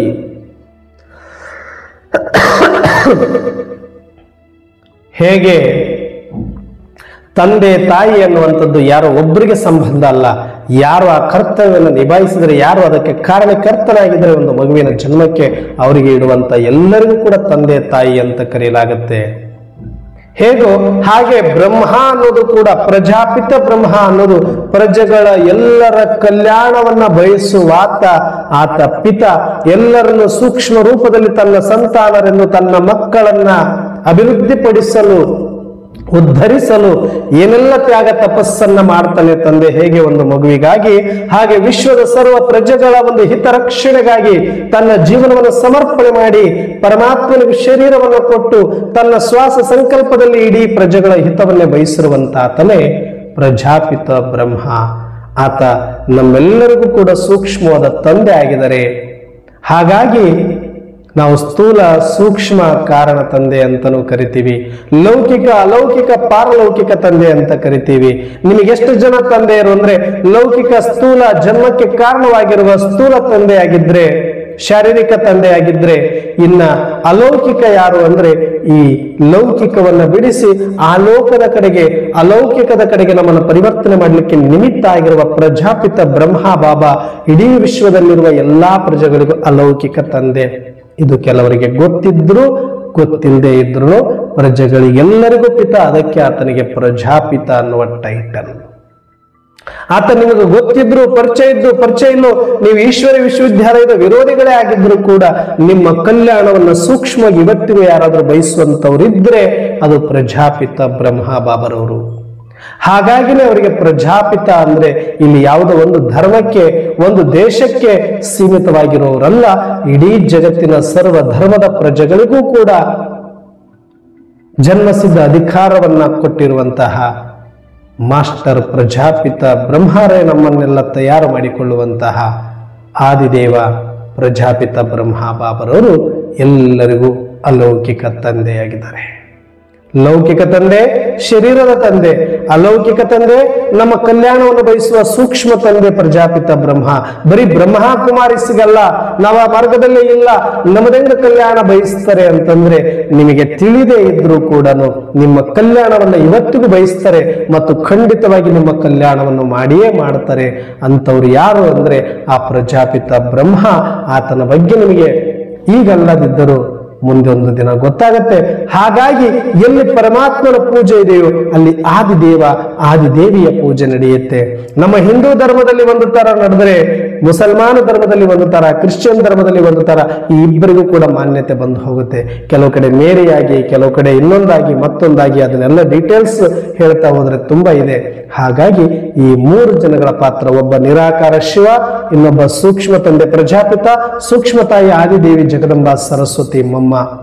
ಈ ಮೂರು ಜನರ ಪಾತ್ರ ಇಡೀ ಜಗತ್ತಿನ ಸರ್ವಾತ್ಮರ ಜೀವನದಲ್ಲೂ ಕೂಡ ಬಹಳ ಮುಖ್ಯ ಪ್ರಾಮುಖ್ಯತೆಯನ್ನು ಪಡೆದುಕೊಂಡಿರುವುದರಿಂದ ಹಿಂದೂಗಳು ಒಂದು ರೂಪದಲ್ಲಿ, ಮುಸಲ್ಮಾನರೊಂದು ರೂಪದಲ್ಲಿ, ಕ್ರಿಶ್ಚಿಯನ್ನರೊಂದು ರೂಪದಲ್ಲಿ, ಜೈನರೊಂದು ರೂಪದಲ್ಲಿ ಈ ಮೂರು ಜನರನ್ನು ನಾವು ಆರಾಧಿಸ್ತಾ ಬಂದಿದ್ರು ಕೂಡ, ಆದ್ರೆ ಇವರೇ ಅವರು ಅಂತ ಗೊತ್ತಾಗಿಲ್ಲದೆ ಇರೋದ್ರಿಂದ ಇವರು ಬರೀ ಬ್ರಹ್ಮಕುಮಾರೀಸ್ ಈಶ್ವರೀಯ ವಿಶ್ವವಿದ್ಯಾಲಯಕ್ಕೆ ಸಂಬಂಧಪಟ್ಟವರು ಅಂತ ಅನಿಸುತ್ತೆ. ಆದರೆ ಒಂದು ಸತ್ಯ ನಾನು ಕಂಡಂತೆ, ಸಾಕಷ್ಟು ಕಡೆ ನಾವು ಹೋದಾಗ ಕೆಲವು ಧರ್ಮದವರು ಕೂಡ ಪ್ರಜಾಪಿತ ಬ್ರಹ್ಮ ಬಾಬರವರ ಫೋಟೋವನ್ನು ನೋಡಿದಾಗ ಹೇಳ್ತಾರೆ, ಇವ್ರನ್ನ ಎಲ್ಲೋ ನೋಡ್ದಂಗಿದೆ, ನಾವು ಮೊದಲು ಎಲ್ಲೋ ಈ ಫೋಟೋವನ್ನು ನೋಡಿದೀವಿ, ನಾವು ಇವ್ರು ಯಾರೋ ನಮ್ಮ ಸಂಬಂಧಿಕರು ಅಂತ ಅನಿಸ್ತಾರೆ ಅವ್ರ ಮುಂದೆ ಕೂತ್ಕೊಂಡ್ರೆ ಅಂತ ಹೇಳ್ತಾರೆ. ಜಗದಂಬ ಸರಸ್ವತಿ ಮಮ್ಮಾರವರು ಕೂಡ ಅವರ ಮುಖ ಕಮಲವನ್ನು ನೋಡಿದ ತಕ್ಷಣವೇ ಅವರೊಳಗಿರುವ ಆತ್ಮ ಗುರುತಿಸುತ್ತೆ, ಇವ್ರು ನನ್ನ ಸೂಕ್ಷ್ಮ ತಾಯಿ, ಇವ್ರು ನನ್ನ ಸೂಕ್ಷ್ಮ ತಂದೆ, ಅವರು ನಿರಾಕಾರ ತಂದೆ ಅನ್ನೋದನ್ನ ಗುರುತಿಸುತ್ತೆ. ಅದಕ್ಕಾಗಿ ಆ ಒಬ್ಬ ಪರಮಾತ್ಮನ ಎಲ್ಲಾ ಧರ್ಮದವರು ಒಂದಲ್ಲ ಒಂದು ರೂಪದಲ್ಲಿ ಹೆಸರಿಟ್ಟು ಕರೀತಾ ಇದ್ದಾರೆ. ಆದಿದೇವ ಆದಿದೇವಿಯನ್ನು ಕೂಡ ಆಡಮ್ ಅಂತಲೂ ಕೂಡ ಕ್ರಿಶ್ಚಿಯನ್ ಧರ್ಮದಲ್ಲಿ ಕರೀತಾರೆ, ಮೇರಿ ಅಂತ ಕರೀತಾರೆ. ಅದೇ ತರ ಮುಸಲ್ಮಾನ್ ಧರ್ಮದಲ್ಲೂ ಒಂದು ತರ, ಜೈನ ಧರ್ಮದಲ್ಲಿ ಇನ್ನೊಂದು ತರ. ಈ ರೀತಿ ನಿಮಗೆ ಸಿಗ್ತಾ ಹೋಗುತ್ತೆ ಈ ಉದಾಹರಣೆಗಳು. ಇದನ್ನ ನೀವು ಅರ್ಥ ಮಾಡಿಕೊಂಡ್ರೆ ಗೊತ್ತಾಗುತ್ತೆ ಪ್ರಜಾಪಿತ ಸೂಕ್ಷ್ಮ ತಂದೆ. ಇನ್ನ ಪಾರಲೌಕಿಕ ತಂದೆ ಯಾರು ಅಂದ್ರೆ ಪರಮಧಾಮ ನಿವಾಸಿ ಪರಂಪಾತ ಪರಂಪಿತ ಶಿವಪರಮಾತ್ಮ. ಯಾರನ್ನ ಅಲ್ಲ ಅಂತೀವಿ, ಯಾರನ್ನ ಗಾಡ್ ಅಂತೀವಿ, ಯಾರನ್ನ ಓಂಕಾರ ಅಂತೀವಿ, ಯಾರನ್ನ ಅರಿಹಂತ್ ಅಂತ ಕರಿತೀವಿ. ಆ ಎಲ್ಲರೂ ಕೂಡ ಕರೆಯುವಂತ ದೇವನೊಬ್ಬ ನಾಮ ಹಲವು ಎನ್ನುವಂತೆ ಶರಣರು ಹೇಳಿದ ಹಾಗೆ ಆ ಒಬ್ಬ ಶಿವ ತಂದೆಯನ್ನೇ ನಾವು ನಿರಾಕಾರ, ಯಾಕಂದ್ರೆ ನಮ್ಮೆಲ್ಲ ಸರ್ವ ಧರ್ಮದ ಆತ್ಮರಿಗೂ ಕೂಡ ಒಬ್ಬನೇ ತಂದೆ ಪರಮಾತ್ಮ ಆಗಿರುವ ಕಾರಣ ಆತನನ್ನ ಪಾರಲೌಕಿಕ ತಂದೆ, ಆತ್ಮದ ಒಡೆಯ, ಆತ್ಮದ ತಂದೆ ಅಂದ್ರೆ ಪಾರಲೌಕಿಕ ಪರಮಾತ್ಮ ಶಿವ ತಂದೆ, ಅಲೌಕಿಕ ಪ್ರಜಾಪಿತ ಬ್ರಹ್ಮ ತಂದೆ, ಸ್ಥೂಲವಾಗಿ ಶಾರೀರಿಕ ನಮ್ಮ ಲೌಕಿಕ ತಂದೆ. ಎಲ್ಲರಿಗೂ ಕೂಡ ಒಬ್ಬ ತಂದೆ ಚೇಂಜ್ ಆಗ್ತಾರೆ. ಶಾರೀರಿಕ ನಿಮಿತ್ತಕ್ಕೆ ಕಾರಣವಾಗಿರುವಂತ ಲೌಕಿಕ ತಂದೆಯರು ಬೇರೆ ಆಗಿರ್ಬೋದು, ಆದರೆ ಎಲ್ಲರಿಗೂ ಕೂಡ ಸಾಮ್ಯತೆ ಇರೋದು ಅಲೌಕಿಕ ಮತ್ತು ಪಾರಲೌಕಿಕ ತಂದೆಯಲ್ಲಿ ಸಾಮ್ಯತೆ ಇರೋದ್ರಿಂದ ನಾವೆಲ್ಲರೂ ಒಂದೇ, ನಮಗೊಬ್ಬನೇ ಶಿವ ತಂದೆ ಎನ್ನುವ ಸತ್ಯದಲ್ಲಿ ಬಂದಾಗ ಆ ಪರಮಾತ್ಮನ ಪ್ರೀತಿ, ಆ ಪರಮಾತ್ಮನ ದಯ, ಆ ಪರಮಾತ್ಮನ ಕರುಣೆ, ಆ ಪರಮಾತ್ಮನ ಕ್ಷಮ ನಮಗೆ ಅರ್ಥ ಆಗ್ಲಿಕ್ಕೆ ಸಾಧ್ಯತೆ ಇರುತ್ತೆ. ಇದು ಮುಂದೊಂದು ದಿನ ಎಲ್ಲರಿಗೂ ಗೊತ್ತಾಗುತ್ತೆ. ಇವತ್ತು ಮುರಳಿಯಲ್ಲಿ ಅದನ್ನೇ ಹೇಳ್ತಾ ಇದ್ದಾರೆ, ಮುಂದೊಂದು ದಿನ ಸರ್ವರ ಕಲ್ಯಾಣವೂ ಕೂಡ ಎಲ್ಲಿ ಆಗತ್ತೆ ಅಂದ್ರೆ ಈಶ್ವರಿಯ ವಿಶ್ವವಿದ್ಯಾಲಯದಲ್ಲಿ ಆಗುತ್ತೆ. ನೀವು ಬ್ರಹ್ಮಕುಮಾರಿಯರ ಬಳಿ ಹೋಗಿ ನಿಮ್ಮ ಉದ್ಧಾರವನ್ನ ಮಾಡ್ತಾರೆ ಎನ್ನುವಂತ ಮಾತುಗಳು ಕೇಳಿ ಬರುತ್ತೆ. ನಿಮ್ಮ ಹತ್ರ ಎಲ್ಲರೂ ಕೂಡ ಓಡೋಡಿ ಬರ್ತಾರೆ ಎನ್ನುವಂತ ಮಹಾವಾಕ್ಯವನ್ನು ಇವತ್ತು ಪರಮಾತ್ಮ ತಿಳಿಸಿದ್ದಾರೆ. ಹಾಗಾಗಿ ಅದರ ಜೊತೆಗೆ ಇವತ್ತು ವರದಾನ ಇದೆ. ಇಂಥ ನಮಗೋಸ್ಕರ ನಾವೆಲ್ಲ ಮಕ್ಕಳ ಉದ್ಧಾರಕ್ಕಾಗಿಯೇ ಪರಮಧಾಮದ ಪವಿತ್ರ ಪ್ರಪಂಚದ ಸ್ಥಾನವನ್ನು ಬಿಟ್ಟು ಅಪವಿತ್ರ ಕೊಳಕು ಪ್ರಪಂಚದಲ್ಲಿ ತಮೋ ಪ್ರಧಾನ ಹಳೆಯ ಶರೀರದಲ್ಲಿ ಜಜ್ಜಡಿಭೂತ ವಯೋವೃದ್ಧ ಶರೀರದಲ್ಲಿ ಬಂದು ಈ ನರಕನೇ ಹೀಗಿರೋದು. ಕಾಮ, ಕ್ರೋಧ, ಲೋಭ, ಮೋಹ, ಅಹಂಕಾರದ ವಾಸನೆಗಳಿಂದ ತುಂಬಿ ತುಳುಕಿ ಪಾಪಾಚಾರ, ಅನಾಚಾರ, ಅತ್ಯಾಚಾರಗಳಿಂದ ಮುಳುಗಿ ಹೋಗಿರುವಂತ ಈ ಪ್ರಪಂಚದ ಪಾಪಾತ್ಮರ ಒಂದು ಸಮಯದಲ್ಲಿ ಸ್ವಯಂ ಪರಮಾತ್ಮ ಬಂದು ಹೇಗೆ ಕೊಳಕು ಘಟಾರ ಗಲೀಜಿನಲ್ಲಿ ಒಬ್ಬ ಒಳ್ಳೆ ಶ್ವೇತ ವಸ್ತ್ರಧಾರಿ ನಿಂತ್ಕೊಂಡ್ರೆ ಎಷ್ಟು ಬೇಜಾರಾಗುತ್ತೋ ಅಷ್ಟೇ ಶುಭ್ರವಾಗಿರುವ, ಪರಮ ಪವಿತ್ರವಾಗಿರುವ, ಪರಮ ಪಾವನನಾಗಿರುವ ಪತೀತ ಪಾವನ ಪರಮಾತ್ಮ ಬಂದು ಈ ಕೊಳಕು ಪ್ರದೇಶದಲ್ಲಿ ನಿಂತು 88 ವರ್ಷಗಳಾಗಿದೆ. ಹಳೆಯ ಮಾಂಸ ಮೂತ್ರದ ಕುಡಿಕೆಯಾಗಿರುವಂತಹ ಪ್ರಜಾಪಿತ ಬ್ರಹ್ಮನ ಶರೀರವನ್ನ ಒದ್ದುಕೊಂಡು ಈ ಪ್ರಪಂಚದಲ್ಲಿ ನಿಂತಿದ್ದಾರೆ. ಒಂದು ಚೂರು ನಾಚಿಕೆ ಇಲ್ಲ, ಒಂದು ಚೂರು ದುರ್ಗಂಧ ಅಂತ ಅದನ್ನ ಹೆಸರಿಲ್ಲ. ನನಗೆ ಕೊಟ್ಟಿದೆ ಈ ಪಾತ್ರವನ್ನ ನಾಟಕ, ಹಾಗಾಗಿ ನಾನು ಮಾಡಬೇಕು ಅಂತ ಆ ವಾಸನೆಯುಕ್ತವಾಗಿರತಕ್ಕಂಥ ಬ್ರಹ್ಮನ ಒದಿಕೆಯನ್ನು ಒದ್ದುಕೊಂಡು ಈ ವಿಷಯ ವಾಸನೆಯ ಗಲೀಜಿನ ಘಟಾರದೊಳಗಡೆ ನಿಂತು 88 ವರ್ಷಗಳಿಂದ ಬ್ರಹ್ಮ ಜ್ಞಾನವನ್ನ ಕೊಡ್ತಾ ಇದ್ದಾರೆ. ಅಂದ್ರೆ ಯಾರಿಗೋಸ್ಕರ? ನಾವು ಮಕ್ಕಳ ಕಲ್ಯಾಣಕ್ಕಾಗಿ. ನೀನು ಅರ್ಥ ಮಾಡ್ಕೊಂಡ್ರು ಅರ್ಥ ಮಾಡ್ಕೊಳ್ಳದೆ ಇದ್ರು ಇವತ್ತು ನಾವು ಮಕ್ಕಳು ಬಹಳ ಚೆನ್ನಾಗಿ ಹೇಳ್ತಾರೆ ತಂದೆ ತಾಯಿಗೆ, ಏನಕ್ಕೆ ನಮ್ಮನ್ನು ಹೊಡೆದು ಬಿಟ್ರಿ, ಏನಕ್ಕೆ ನಮ್ಮನ್ನು ಹುಟ್ಟಿಸಿದ್ರಿ, ನೀವು ಹುಟ್ಟಿಸಿಲ್ಲ ಅಂದ್ರೆ ಇನ್ನೆಲ್ಲ ಹುಟ್ಟಿದ್ವಿ, ನಾವು ಬದುಕ್ತಾ ಇದ್ವಿ, ನಮಗೇನಾಗ್ತಿತ್ತು, ನೀವು ಏನಕ್ಕೆ ಕಡ್ದಿದ್ರಿ ಅಂತ ನಿಮಗೆ ಗೊತ್ತಿಲ್ಲ, ನಮಗೊಂದು ಚೂರು ಬರೆಯದೆ ಕೊಟ್ಟಿಲ್ಲ, ಒಂದು ಚೂರು ಆಸ್ತಿ ಮಾಡಿಲ್ಲ ಅಂತ ದೊಡ್ಡದಾಗಿ ಇವತ್ತಿನ ಮಕ್ಕಳುಗಳ ತಂದೆ ತಾಯಿಗೆ ಬೈಯೋದೇನು, ಅವಮಾನ ಮಾಡೋದೇನು, ಅವ್ರ ಕಣ್ಣಲ್ಲಿ ನೀರು ಹಾಕ್ಸೋದೇನು, ಅವ್ರ ಇದ್ರೆ ಒಂದು ಅವಮಾನ ಅಂತ ಅವರಿಂದ ದೂರ ಇರೋದೇನು, ಅವ್ರನ್ನ ದೂರ ಇಟ್ಟು ಒಂದಷ್ಟು ಕೂಲಿ ಕೊಟ್ಟು ಸಾಕೋದೇನು, ಇದೆಲ್ಲವೂ ಕೂಡ ಈ ಒಂದು ಕಲಿಯುಗದ ವಿಪರೀತತೆಯ ವಾತಾವರಣವಲ್ಲದೆ ಮತ್ತೇನಿದೆ? ಆದ್ರೆ ಆ ತಂದೆ ಆ ತಾಯಿ ಯಾವತ್ತೋ ಒಂದು ದಿನ ತಮಗೊಂದು ಮಗು ಆಗತ್ತೆ ಅಂತ ತಿಳಿದ ಕ್ಷಣದಿಂದ ಅವರ ಪಟ್ಟ ಸಂಭ್ರಮ ಮುಗಿಲು ಮುಟ್ಟಿರುತ್ತೆ. ನಮಗೊಬ್ಬ ಮಗ ಬರ್ತಾನೆ, ನಮಗೊಬ್ಬ ಮಗಳು ಬರ್ತಾಳೆ ಅಂತ ಹೇಳಿ ಕನಸು ಕಾಣ್ತಾರೆ. ಮಗ ಬಂದ್ರೆ ಏನ್ ಮಾಡ್ಬೇಕು, ಮಗಳು ಬಂದ್ರೆ ಏನ್ ಮಾಡ್ಬೇಕು ಅಂತ ಅಲ್ಲಿಂದಲೇ ಚಿಂತೆ ಮಾಡ್ತಾರೆ. ತಮ್ಮ ಬಗ್ಗೆ ಅಲ್ಲ, ತಮ್ಮ ಒಡವೆ ಬಗ್ಗೆ ಅಲ್ಲ, ತಮ್ಮ ದೇಹದ ಬಗ್ಗೆ ಅಲ್ಲ, ತಮ್ಮ ಆರೋಗ್ಯದ ಬಗ್ಗೆ ಅಲ್ಲ, ತಮ್ಮ ಸಿರಿ ಸಂಪತ್ತಿನ ಬಗ್ಗೆ ಅಲ್ಲವೇ ಅಲ್ಲ. ಯಾವತ್ತು ಒಬ್ಬ ಸತಿಪತಿ ಒಂದಾಗಿ ತಮಗೊಂದು ಮಗು ಬರುತ್ತೆ ಅಂತ ಗೊತ್ತಾದ ಕ್ಷಣದಿಂದ ಅವರ ಜೀವನದ ಒಂದೊಂದು ಸಂಕಲ್ಪವು ಮಕ್ಕಳಿಗಾಗಿ, ಅದು ಒಬ್ರು ಇರಲಿ, ಇಬ್ರು ಇರಲಿ, 10 ಜನ ಇರಲಿ, ಆ ಮಕ್ಕಳ ಭವಿಷ್ಯ, ಮಕ್ಕಳ ಕಲ್ಯಾಣವೇ ತಮ್ಮ ಜೀವನ ಅಂದುಕೊಂಡು ಜೀವನ ಸವಿಸುವ ಜೀವಗಳು ಯಾರಾದರೂ ಇದ್ರೆ ಅದು ಲೌಕಿಕ ತಂದೆ ತಾಯಿಗಳು. ಅಂತ ತಂದೆ ತಾಯಿಗಳು ನಮ್ಮ ಬಗ್ಗೆ ಸಾಕಷ್ಟು ಕನಸುಗಳು ಇಟ್ಕೊಂಡಿರ್ತಾರೆ. ಸಾಕಷ್ಟು ನಮಗಾಗಿ ರಗಲು ರಾತ್ರಿ ನಿದ್ದೆ ಇರೋದಿಲ್ಲ. ನಮಗೆ ಜ್ವರ ಬಂದಿರುತ್ತೆ, ಮಾಂಸದ ಮುದ್ದೆ ಆಗಿರ್ತೇವೆ. ಒಂದು ಕ್ಷಣ ತಾಯಿ ಯಾಮಾರಿದ್ರೆ, ಕೈ ಜಾರಿದ್ರೆ ನಾವು ಪೀಸ್ ಗ್ಲಾಸ್ ಹೊಡೆದಂಗೆ ಹೊಡೆದು ಹೋಗ್ತೀವಿ. ಒಂದು ಕ್ಷಣ ಜಾರಿಸಿಲ್ಲ ನಮ್ಮನ್ನ, ಹಾಗಾಗಿ ಇಷ್ಟೆತ್ರ ಉಳ್ಕೊಂಡಿದ್ದೀವಿ. ಒಂದು ಚೂರು ನೆಗ್ಲಿಜೆನ್ಸಿ ಮಾಡಲಿಲ್ಲ. ಅಯ್ಯೋ ನಾನು ನಿದ್ದೆ ಮಾಡ್ಬೇಕು, ಏನಾದ್ರೂ ಮಾಡ್ಕೊಳ್ಳಿ ಅಂತ ಬಿಡಲಿಲ್ಲ. ತನ್ನ ನಿದ್ದೆಯನ್ನು ಮುಡುಪಾಗಿಟ್ಟು, ತನ್ನ ಜೀವವನ್ನು ಒತ್ತೆ ಇಟ್ಟು, ಕಣ್ಣಲ್ಲಿ ಕಣ್ಣಿಟ್ಟು, ತನಗಷ್ಟೇ ನೋವು, ತೊಂದರೆ, ಆಘಾತ, ರೋಗ, ಭಯ ಇದ್ರೂ ಕೂಡ ನಮಗಾಗಿ ಎಲ್ಲವನ್ನ ತ್ಯಾಗ ಮಾಡಿ ನಮ್ಮನ್ನಿವತ್ತು ಮಾಂಸದ ಮುದ್ದೆಯಾಗಿದ್ದವರನ್ನ ದೊಡ್ಡ ವಿದ್ಯೆಯ ಪರ್ವತವನ್ನಾಗಿ ಮಾಡಿದ ಮೇಲೆ ನಾವು ಕೊಡುವ ಗೌರವ ಇದು. ಯಾವತ್ತು ತಂದೆ ತಾಯಿ ಮಕ್ಕಳಿಂದ ಯಾವುದೇ ನಿರೀಕ್ಷೆ ಇಟ್ಟುಕೊಂಡು ಮಾಡೋದಿಲ್ಲ. ಆದ್ರೆ ಇದೆಲ್ಲ ಮಕ್ಕಳಿಗೆ ಗೊತ್ತಾಗಬೇಕು ಅಂತ ಯಾವತ್ತು ಯಾವ ತಂದೆ ತಾಯಿ ಅನ್ಕೊಳ್ಳಿಲ್ವಲ್ಲ. ನಿಜಕ್ಕೂ ನನಗೆ ಇವಾಗ ಅನ್ನಿಸ್ತದೆ, ಈಗಿನ ಕಾಲದಲ್ಲಿ ಅವತ್ತಂತೂ ಯಾವುದು ಕೂಡ ಒಂದು ಪ್ರೂಫ್ ಇಡ್ಲಿಕ್ಕೆ ಸಾಧ್ಯ ಇರ್ತಾ ಇರಲಿಲ್ಲ. ಇವತ್ತು ಅವಕಾಶ ಇದೆ. ನಿಜಕ್ಕೂ ನೀವು ಈ ಕೆಲಸ ಮಾಡಿ. ಯಾರಾದರೂ ಲೌಕಿಕದಲ್ಲಿದ್ದು ಮಕ್ಕಳಿಗೆ ಜನ್ಮ ಕೊಟ್ಟಿದ್ರೆ, ಕೊಡ್ತಾ ಇದ್ದವರಾಗಿದ್ರೆ ಅವರಿಗೆ ಮಾತ್ರ ಈ ಜ್ಞಾನ ಮಾರ್ಗದಲ್ಲಿ ಬಂದು ಪವಿತ್ರರಾಗಿದ್ದುಕೊಂಡು ಇನ್ನು ವಿಶ್ವ ಸೇವೆ ಮಾಡುವಂತ ಕುಮಾರ ಕುಮಾರಿಯರು ಅಥವಾ ಬ್ರಹ್ಮಕುಮಾರಿಯ ಮಾರ್ಗದಲ್ಲಿ ನಡೆಯುವ ಯಾವುದೇ ದಂಪತಿಗಳಿಗಾಗಿ ಈ ಮಾತು ಅಲ್ಲ. ಯಾರು ಲೌಕಿಕದಲ್ಲಿದ್ದಾರೋ ಗೊತ್ತಿಲ್ಲದೇನೆ ಇನ್ನು ಈ ಮಾರ್ಗದಲ್ಲಿ ಪಕ್ಕ ನಿಶ್ಚಯ ಇಲ್ಲದೇನೆ ತಮ್ಮ ಮಕ್ಕಳಿಗೆ ಜನ್ಮ ಕೊಡ್ತಿದ್ರಿ ಅಂತಂದ್ರೆ ಇಷ್ಟಂತೂ ಮಾಡಿ. ಅವರು ಹುಟ್ಟಿದಾಗಿಂದ ಹಿಡ್ಕೊಂಡು ಕನಿಷ್ಠ 10 ವರ್ಷದವರೆಗೆ, ಪ್ರತಿ 10 ವರ್ಷ ಬೇಡ, 1 ವರ್ಷ 2 ವರ್ಷದೊಳಗಡೆ ಆ ಮಗು ಏನೇನು ಮಾಡುತ್ತೆ, ಎಷ್ಟು ಹಿಂಸೆ ಕೊಡುತ್ತೆ, ಎಷ್ಟು ಕಾಟ ಕೊಡುತ್ತೆ, ಎಷ್ಟು ನಿಮ್ಮ ನಿದ್ದೆ ಕೆಡಿಸುತ್ತೆ, ಎಷ್ಟು ಬೇಜಾರು ಮಾಡುತ್ತೆ ಅನ್ನುವಂತ ಒಂದಷ್ಟು ಕ್ಲಿಪ್ಗಳನ್ನ ಜಮಾ ಮಾಡ್ಕೊಂಡು ಒಂದು ಫೈಲಲ್ಲಿ ಹಾಕಿಬಿಡಿ. ಏನು ಮಾಡಿದೆಯಾ ಅಂತ ಕೇಳಿದಾಗ ಆಸ್ತಿಯ ಪತ್ರವನ್ನ ಕೇಳ್ತಾರಲ್ಲ, ಆಗ ನೀವು ಇದನ್ನು ತೋರಿಸಿ ಉತ್ತರ ಇದು ಮಾಡಿದ್ದೀನಿ ನಾನು. ಇದು ಪ್ರೂಫ್ ಇಲ್ಲದೆ ಇರೋದ್ರಿಂದಲೇ ಇವತ್ತು ಆ ಮಕ್ಕಳಿಗೆ ತಂದೆ ತಾಯಿ ಏನು ಮಾಡಿದರೆ ಅನ್ನೋದು ಗೊತ್ತಲ್ಲ. ಯಾಕಂದ್ರೆ ಅವ್ರಿಗೆ ಬುದ್ಧಿ ತಿಳಿಯೋದೇ ಎಲ್ಲ ದೊಡ್ಡವರಾದ್ಮೇಲೆ ಎಲ್ಲ ಮಾಡಿ ಮುಗಿಸಿ ಅಂತ ಸ್ವಲ್ಪ ವಿಶ್ರಾಂತಿಗೆ ಹೋಗುವ ಸಮಯದಲ್ಲಿ ಇವ್ರು ಚಿಗುರ್ಕೊಂಡಿರ್ತಾರೆ. ಚಿಗುರ್ಕೊಂಡು ಇವರೋ ಏನೋ ಅಪ್ಪ ಅಮ್ಮನಿಗೆ ಹೆಲ್ಪ್ ಮಾಡ್ತೀನಿ ಅನ್ನೋ ಭ್ರಮೆಯಲ್ಲಿ ಬರ್ತಾರೆ. ಅವತ್ತಿಂದ ಇವತ್ತಿನ ತನಕ ಸ್ಕೂಲ್ ಓದೋದು ನಮಗೋಸ್ಕರನೇ, ತಂದೆ ತಾಯಿಗೋಸ್ಕರ. ತಂದೆ ತಾಯಿ ಹೇಳಿದ್ರು ಅದಕ್ಕೋಸ್ಕರ ಓದ್ತಾ ಇದೀವಿ, ತಂದೆ ತಾಯಿ ಹೇಳಿದ್ರು ಜಾಬ್ಗೆ ಹೋಗ್ತಾ ಇದೀವಿ, ತಂದೆ ತಾಯಿ ಹೇಳಿದ್ರು ಸಂಪಾದನೆ ಮಾಡ್ತೀವಿ, ತಂದೆ ತಾಯಿ ಹೇಳಿದ್ರು ಮದುವೆ ಮಾಡ್ಕೊತೀವಿ ಅಂದ್ಕೊಳ್ತಾರೆ. ಬಿಟ್ರೆ ಅವರು ನಮಗಾಗಿ ಏನು ಮಾಡಿದ್ದಾರೆ, ನಮಗೋಸ್ಕರ ಎಷ್ಟು ಮಾಡಿದ್ದಾರೆ ಅನ್ನೋದ್ರ ಬಗ್ಗೆ ಯಾರಿಗೂ ಗಮನ ಇರುವುದಿಲ್ಲ. ಅದ್ರ ಬಗ್ಗೆ ತಲೆನೂ ಕೆಡಿಸ್ಕೊಳ್ಳೋದಿಲ್ಲ. ಕೆಡಿಸ್ಕೊಂಡ್ರೆ ಅವ್ರಿಗೇನು ಪ್ರೂಫ್ ಇಲ್ವಲ್ಲ. ಅದಕ್ಕೆ ಈ ಕೆಲಸ ಮಾಡಿ. ಇವತ್ತು ಮೊಬೈಲ್ಗಳಿದೆ, ರೆಕಾರ್ಡ್ ಮಾಡಿ. ಮಾಂಸದ ಮುದ್ದೆಯಿಂದ ಹಿಡಿದು ಪ್ರೆಗ್ನೆನ್ಸಿಯಿಂದ ಹಿಡ್ಕೊಂಡು 1-2 ವರ್ಷ ಕಂಪ್ಲೀಟ್ ಆತ ಏನೇನು ಮಾಡ್ತಾನೆ ಪುಣ್ಯಾತ್ಮ. ಎಷ್ಟು ಸಾರಿ ನಿಮ್ಮ ಮೇಲೆ ಅಸಹ್ಯ ಆಗಿರುತ್ತೆ, ಎಷ್ಟು ಸಲ ನಿಮ್ಮ ನಿದ್ದೆಗೆಡಿಸಿರ್ತಾನೆ, ಎಷ್ಟು ಸಲ ಎತ್ತಿರ್ತಾನೆ, ಎಷ್ಟು ಸಲ ಹಾಸ್ಪಿಟ್ಲಿಗೆ ಎತ್ಕೊಂಡು ಓಡಾಡಿರ್ತೀರಿ, ಎಷ್ಟು ಸಲ ಉಸಿರು ಕಟ್ಕೊಂಡಿರ್ತೀರಿ, ಎಷ್ಟು ಸಲ ಉಸಿರು ತಿರುಗಿಸಿರ್ತೀರಿ, ಎಷ್ಟು ಸಲ ಅಳೋದನ್ನ ರಮಿಸಿರ್ತೀರಿ. ಇವೆಲ್ಲ ಸಣ್ಣ ಕ್ಲಿಪ್. ದೊಡ್ಡದಾದ್ರೆ ಅದು ಫೈಲ್ ಮಹಾಭಾರತನೇ ಆಗುತ್ತೆ ಬಿಡಿ 2 ವರ್ಷದಲ್ಲಿ.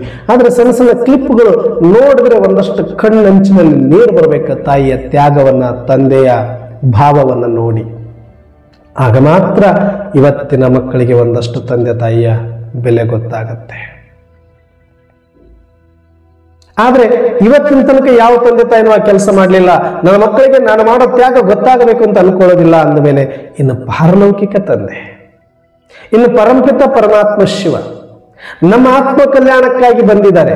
ಪ್ರಜಾಪಿತನ ಶರೀರದಲ್ಲಿ ನಿಂತಿದ್ದಾರೆ. ವಿಕಾರಿ ಪ್ರಪಂಚ ಅಪವಿತ್ರ ಸ್ಥಾನದಲ್ಲಿ ಇದ್ದಾರೆ. 88 ವರ್ಷಗಳಿಂದ ನಮಗಾಗಿ ತನ್ನ ಸೇವೆಯನ್ನು ಮಾಡ್ತಿದ್ದಾರೆ. ಆದ್ರೆ ಇದೆಲ್ಲ ತೋರಿಸ್ಕೊಳ್ಳೋದಕ್ಕೋಸ್ಕರನ ಹೇಗೆ ನಿರಾಕಾರ ಶಿವ ಗುಪ್ತನೋ, ಈಶ್ವರೀಯ ವಿಶ್ವವಿದ್ಯಾಲಯವು ಗುಪ್ತ, ಪರಮಾತ್ಮನ ಸೇವೆಯೂ ಗುಪ್ತ, ಆತನ ತ್ಯಾಗವೂ ಗುಪ್ತ, ಆತನ ದಯೆಯೂ ಗುಪ್ತ, ಆತನ ಪ್ರೇಮವೂ ಗುಪ್ತ. ಈ ಗುಪ್ತವನ್ನು ಸೂಕ್ತವಾಗಿ ಅರ್ಥ ಮಾಡಿಕೊಳ್ಳುವಂತಾತನೇ ಆ ಪುಣ್ಯಾತ್ಮ. ಅಂತ ಆತ್ಮರು ನಾವಾಗಿದ್ದೀವಿ. ಹಾಗಾಗಿ ನಾವು ಆಹೋ ಸೌಭಾಗ್ಯಗಳು. ಅದಕ್ಕೆ ನಮಗೆ ಆ ಪರಮಾತ್ಮನ ದಿವ್ಯ ದೃಷ್ಟಿ, ಆ ಪರಮ ಪ್ರೇಮ ಅರ್ಥ ಆಗ್ತಾ ಇದೆ. ಅದಕ್ಕೆ ನಾವು ಬ್ರಹ್ಮಕುಮಾರಿಯರಾಗಿದ್ದೀವಿ. ಆದ್ರೆ ಇದು ಇನ್ನೂ ಕೆಲವರಿಗೆ ಗೊತ್ತಿಲ್ಲ. ಆದ್ರೆ ಅವರಿಗೆ ಗೊತ್ತಿಲ್ಲ ಅಂದ್ರೆ ಮಾತ್ರಕ್ಕೆ ಏನು ಪರಮಾತ್ಮ ಅವರಿಗೆ ಮಾಡ್ತಾ ಇಲ್ಲ ಅಂತಲ್ಲ. ಬರೀ ಈಶ್ವರೀಯ ವಿಶ್ವವಿದ್ಯಾಲಯದಲ್ಲಿ ಇರುವಂತವರಿಗೆ ಮಾತ್ರನೇ ಪರಮಾತ್ಮ ಸಹಾಯ ಮಾಡ್ತಿದ್ದಾನೆ ಅಂತ ಅಲ್ಲ. ಎಲ್ಲರ ವಿಶ್ವದಲ್ಲಿರುವ ಒಂದು ಆತ್ಮನನ್ನು ಕೂಡ ಬಿಡುವುದಿಲ್ಲ ಪರಮಾತ್ಮ. ಒಂದು ಆತ್ಮ. ಹಿಂದೂ, ಮುಸ್ಲಿಂ, ಕ್ರೈಸ್ತ, ಜೈನ, ಸಿಖಾಯಿ ಯಾವುದು ಬೇಕಾದ್ರೂ ಇರ್ಲಿ, ಸಿಖ್ ಧರ್ಮ ಇರ್ಲಿ, ಇನ್ನೊಂದು ಮತ್ತೊಂದು ಮಗದೊಂದು, ಎಷ್ಟೇ ಜಾತಿ ಧರ್ಮ ದೇಶ ಏನೆಲ್ಲ ವರ್ಗ ಭೇದಗಳಿದೆ, ಯಾವುದನ್ನು ನೋಡದೆ ಸರ್ವಾತ್ಮರು, ಸರ್ವ ಮನುಷ್ಯಾತ್ಮರು ಅಷ್ಟೇ ಅಲ್ಲದೆ ಪ್ರಾಣಿ ಪಕ್ಷಿ ಜೀವ ಜಂತು ರಾಶಿ ಕ್ರಿಮಿ ಕೀಟಗಳೆಲ್ಲ ಆತ್ಮರ ಮತ್ತು ವಿಶ್ವದ ಪಂಚ ತತ್ವಗಳ ಮಹಾಪರಿವರ್ತನೆಯನ್ನ ಮಾಡಿ ಎಲ್ಲವನ್ನೂ ಪವಿತ್ರಗೊಳಿಸಿ ಇಲ್ಲಿಂದ ಪರಮಾತ್ಮ ಹೋಗ್ತಾರೆ. ಅದರಿಂದ ರಿಟರ್ನ್ ಏನನ್ನು ಬಯಸೋದಿಲ್ಲ, ಅದು ನಿಮಗೆ ಗೊತ್ತಾಗಬೇಕು ಅಂತಲೂ ಕೂಡ ಅವ್ರು ಅನ್ಕೊಳ್ಳಲ್ಲ. ಅಷ್ಟು ತ್ಯಾಗ ಮಾಡಿದ್ದಾರೆ, ಅಷ್ಟು ನಮಗೋಸ್ಕರ ಅವರು ನಿರಂತರವಾದ ಸೇವೆಯಲ್ಲಿ ತೊಡಗಿದ್ದಾರೆ, ಅಷ್ಟು ಗುಪ್ತವಾಗಿದ್ದಾರೆ.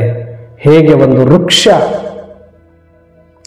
ಕಾಂಡ ಬಲಿತಾ ಬಲಿತಾ ಹೋಗುತ್ತೆ, ಸುಮ್ಮನೆ ಒಂದು ಬೀಜ ಚುಚ್ಚು ಬಂದಿರ್ತೀವಿ, ಬೇರೆ ಕೆಳಗಡೆ ಬಿಟ್ಟಿರುತ್ತೆ, ಒಂದು ಚೂರು ಮೊಳಕೆ ಬರುತ್ತೆ. ಹಂಗೆ ಪ್ರಕೃತಿಯಲ್ಲಿ ಬಡದಾಡ್ಕೊಂಡು ಗಾಳಿ ಮಿಂಚು ಸಿಡಿಲು ಬಿರುಗಾಳಿಗಳನ್ನೆಲ್ಲ ಎದುರಿಸಿಕೊಂಡು ಎಲ್ಲರ ತುಳಿತ ಬಡಿತಗಳನ್ನು ಎದುರಿಸಿಕೊಂಡು ಬೆಳೆದು ದೊಡ್ಡದಾಗಿ ಹೆಮ್ಮರವಾಗಿ ಅದ್ಭುತವಾದ ಎಲೆಗಳಿಂದ ತುಂಬಿ ಶೃಂಗಾರಗೊಂಡು ಘಮಘಮಿಸುವ ಹೂಗಳಿಂದ ಮೊಗ್ಗುಗಳಿಂದ ಕಾಯಿಗಳಿಂದ ಹಣ್ಣುಗಳಿಂದ ಫಲೀಭೂತವಾಗಿ ತುಂಬಿ ಆ ಒಂದು ದಾರಿ ಹೋಕರಿಗೆಲ್ಲ ನೆರಳು ಹಣ್ಣು ಕಟ್ಟು ಒಂದು ಸುಂದರವಾದ ದೃಶ್ಯವನ್ನು ನೀಡುವಂತ ಒಂದು ಮರ ಎಲ್ಲರಿಗೂ ಕಣ್ಣಿಗೆ ಕಾಣಿಸಿದ್ರು. ಆ ಮರಕ್ಕೆ ಆಧಾರವಾಗಿರುವ ಬೀಜ ಮತ್ತು ಬೇರುಗಳು ಹೇಗೆ ಕಾಣಿಸುವುದಿಲ್ಲವೋ ಹಾಗೆ ಪ್ರಜಾಪಿತ ಬ್ರಹ್ಮ ಮತ್ತು ಬ್ರಹ್ಮಕುಮಾರಿಯರು ಬೇರಿನ ರೂಪದಲ್ಲಿ ಮಾಡುವ ಸೇವೆ ಆಗಲಿ ಅಥವಾ ಇದರ ಬೀಜವೇ ಆಗಿರುವ ಸೃಷ್ಟಿಯ ಬೀಜನೇ ಆಗಿರುವ ಸ್ವಯಂ ಪರಮಾತ್ಮನ ಸೇವೆಯೇ ಆಗಲಿ ಇಡೀ ಕಲ್ಪವೃಕ್ಷದಲ್ಲಿ ಕಾಣಿಸೋದಿಲ್ಲ. ಅಂತಿಮದಲ್ಲಿ ಅದು ಪ್ರತ್ಯಕ್ಷ ಆದಾಗ ಎಲ್ಲರೂ ಆ ಪರಮಾತ್ಮನನ್ನ ವಿವಿಧ ರೂಪದಲ್ಲಿ ಭಾವಿಸ್ತಾರೆ, ಭಜಿಸ್ತಾರೆ. ಅದೇ ರೀತಿ ಆದಿದೇವ ಪ್ರಜಾಪಿತರನ್ನು ಒಂದಲ್ಲ ಒಂದು ರೂಪದಲ್ಲಿ ಎಲ್ಲಾ ಧರ್ಮದವರು ಅಪ್ಪಿಕೊಂಡು ಅವರಿಗೆ ಕೋಟಿ ಕೋಟಿ ಧನ್ಯವಾದಗಳನ್ನ ಅರ್ಪಿಸಿ ಅವರಿಗೆ ಶರಣಾಗ್ತಾರೆ. ಜೊತೆಗೆ ಪ್ರಜಾಪಿತ ಬ್ರಹ್ಮಕುಮಾರಿ ಈಶ್ವರಿಯ ವಿಶ್ವವಿದ್ಯಾಲಯದ ಎಲ್ಲ 33 ಕೋಟಿ ದೇವಾತ್ಮರನ್ನು ಕೂಡ ಅವರು ಗುರುತಿಸಿ ಅವರಿಗೆ ಧನ್ಯವಾದಗಳನ್ನು ಹೇಳಿ ಮುಂದೆ ಈ ಕಲ್ಪದ ಮಂಗಳಾರತಿ ಆದ ಮೇಲೆ ಮತ್ತೆ ಸತ್ಯುಗ ತ್ರೇತಾದ ನಂತರ ದ್ವಾಪರದಲ್ಲಿ ಆ ಪರಮಾತ್ಮನ ಜೊತೆಗೆ ಸಾಲಿಗ್ರಾಮಗಳಾಗಿರ್ತಕ್ಕಂಥ ಈ ಕುಮಾರಿಯರ ಮತ್ತು ಎಲ್ಲ ದೇವಾನು ದೇವತೆಗಳ ಮಂದಿರ ಕಟ್ಟಿ ಈ ಕುಮಾರಿಯರಿಗೆ ಪೂಜೆಯನ್ನು ಮಾಡಲಾಗುತ್ತೆ ಅನ್ನುವಂಥ ಇತಿಹಾಸ ಭಗವಂತ ತಿಳಿಸ್ತಾ ಬರ್ತಾರೆ. ಅದು ಯಾರೆಲ್ಲ ನೀವು ಜ್ಞಾನಕ್ಕೆ ಬರ್ತೀರಿ ನಿಮಗೆ ಅರ್ಥ ಆಗ್ತಾ ಹೋಗುತ್ತೆ. ಆದರೆ ಇವತ್ತಿನ ವರದಾನದ ಕುರಿತಾಗಿ ನಾನು ಯಾಕೆ ಇಷ್ಟೆಲ್ಲ ಹೇಳಬೇಕಾಯ್ತು ವಿವರಣೆಯಾಗಿ ಅಂದ್ರೆ, ಇಂಥ ಒಬ್ಬ ಪರಮಾತ್ಮ ಈ ಸೃಷ್ಟಿಯಲ್ಲಿ ನನಗಾಗಿ ಯಾರು ಇಲ್ಲ ಅಂತ ನೀವು ಹೇಳ್ತೀರಿ, ನಾನು ಯಾರನ್ನ ನಂಬಿದ್ದೆ ಅವರೆಲ್ಲ ಕೈ ಕೊಟ್ಟರು ಅಂತ ಹೇಳ್ತೀವಿ, ಯಾರನ್ನ ಆಧಾರವಾಗಿ ಇಟ್ಕೊಂಡಿದ್ದೆ ಅದೇ ಅಲ್ಲಾಡ್ತಾ ಇದೆ ಅಂತ ಹೇಳ್ತೀವಿ, ಎಲ್ಲರೂ ಮೋಸಗಾರರು ಅಂತ ಅನ್ಕೊಳ್ತೀವಿ. ಆದ್ರೆ ಒಬ್ರು ಯಾವತ್ತೂ ಮೋಸ ಮಾಡದೇ ಇರೋರು, ಯಾವತ್ತೂ ನಂಬಿಕೆ ಕೈ ಕೊಡದೇ ಇರುವವರು, ಯಾವತ್ತೂ ನಿಮಗೆ ತೊಂದರೆಯನ್ನ ಮಾಡದೇ ಇರೋರು ಮತ್ತು ನಿಮಗೆ ಮಾಡಿರುವ ಸಹಾಯಕ್ಕೆ ಯಾವತ್ತೂ ಉಪಕಾರವನ್ನ ಬಯಸ್ತಾ ಇರೋರು, ಏಕೈಕ ಒಂದು ಶಕ್ತಿ ಅಂದ್ರೆ ಅದು ಪರಮಾತ್ಮ ಶಿವಶಕ್ತಿಯಾಗಿದೆ.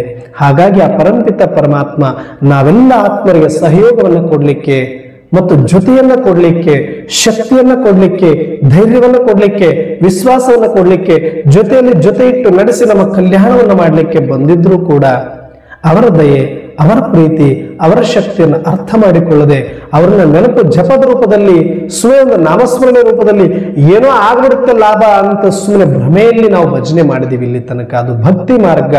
ಆದ್ರೆ ಈಗ ಇಷ್ಟೆಲ್ಲ ಅದ್ಭುತವಾದ ಭವಿಷ್ಯವನ್ನ ಕೊಡ್ಲಿಕ್ಕೆ, ಸೃಷ್ಟಿಯನ್ನು ಮಹಾಪರಿವರ್ತನೆ ಮಾಡಲಿಕ್ಕೆ ಪರಮಾತ್ಮ ತಂದೆ ಬಂದಿದ್ದಾರೆ. ಈ ಸಮಯದಲ್ಲಿ ನಾವು ಸ್ವಲ್ಪ ಅವ್ರನ್ನ ಅರ್ಥ ಮಾಡಿಕೊಳ್ಳೋಣ. ಈಶ್ವರನ ವಿಶ್ವವಿದ್ಯಾಲಯದಲ್ಲಿ ಬಂದು ಸತ್ಯಂ ಶಿವಂ ಸುಂದರನನ್ನ ಅರ್ಥ ಮಾಡಿಕೊಳ್ಳೋಣ. ಅವರ ತ್ಯಾಗ ಸೇವೆಯ ಕುರಿತಾಗಿ ಒಂದಷ್ಟು ಅರಿಯೋಣ.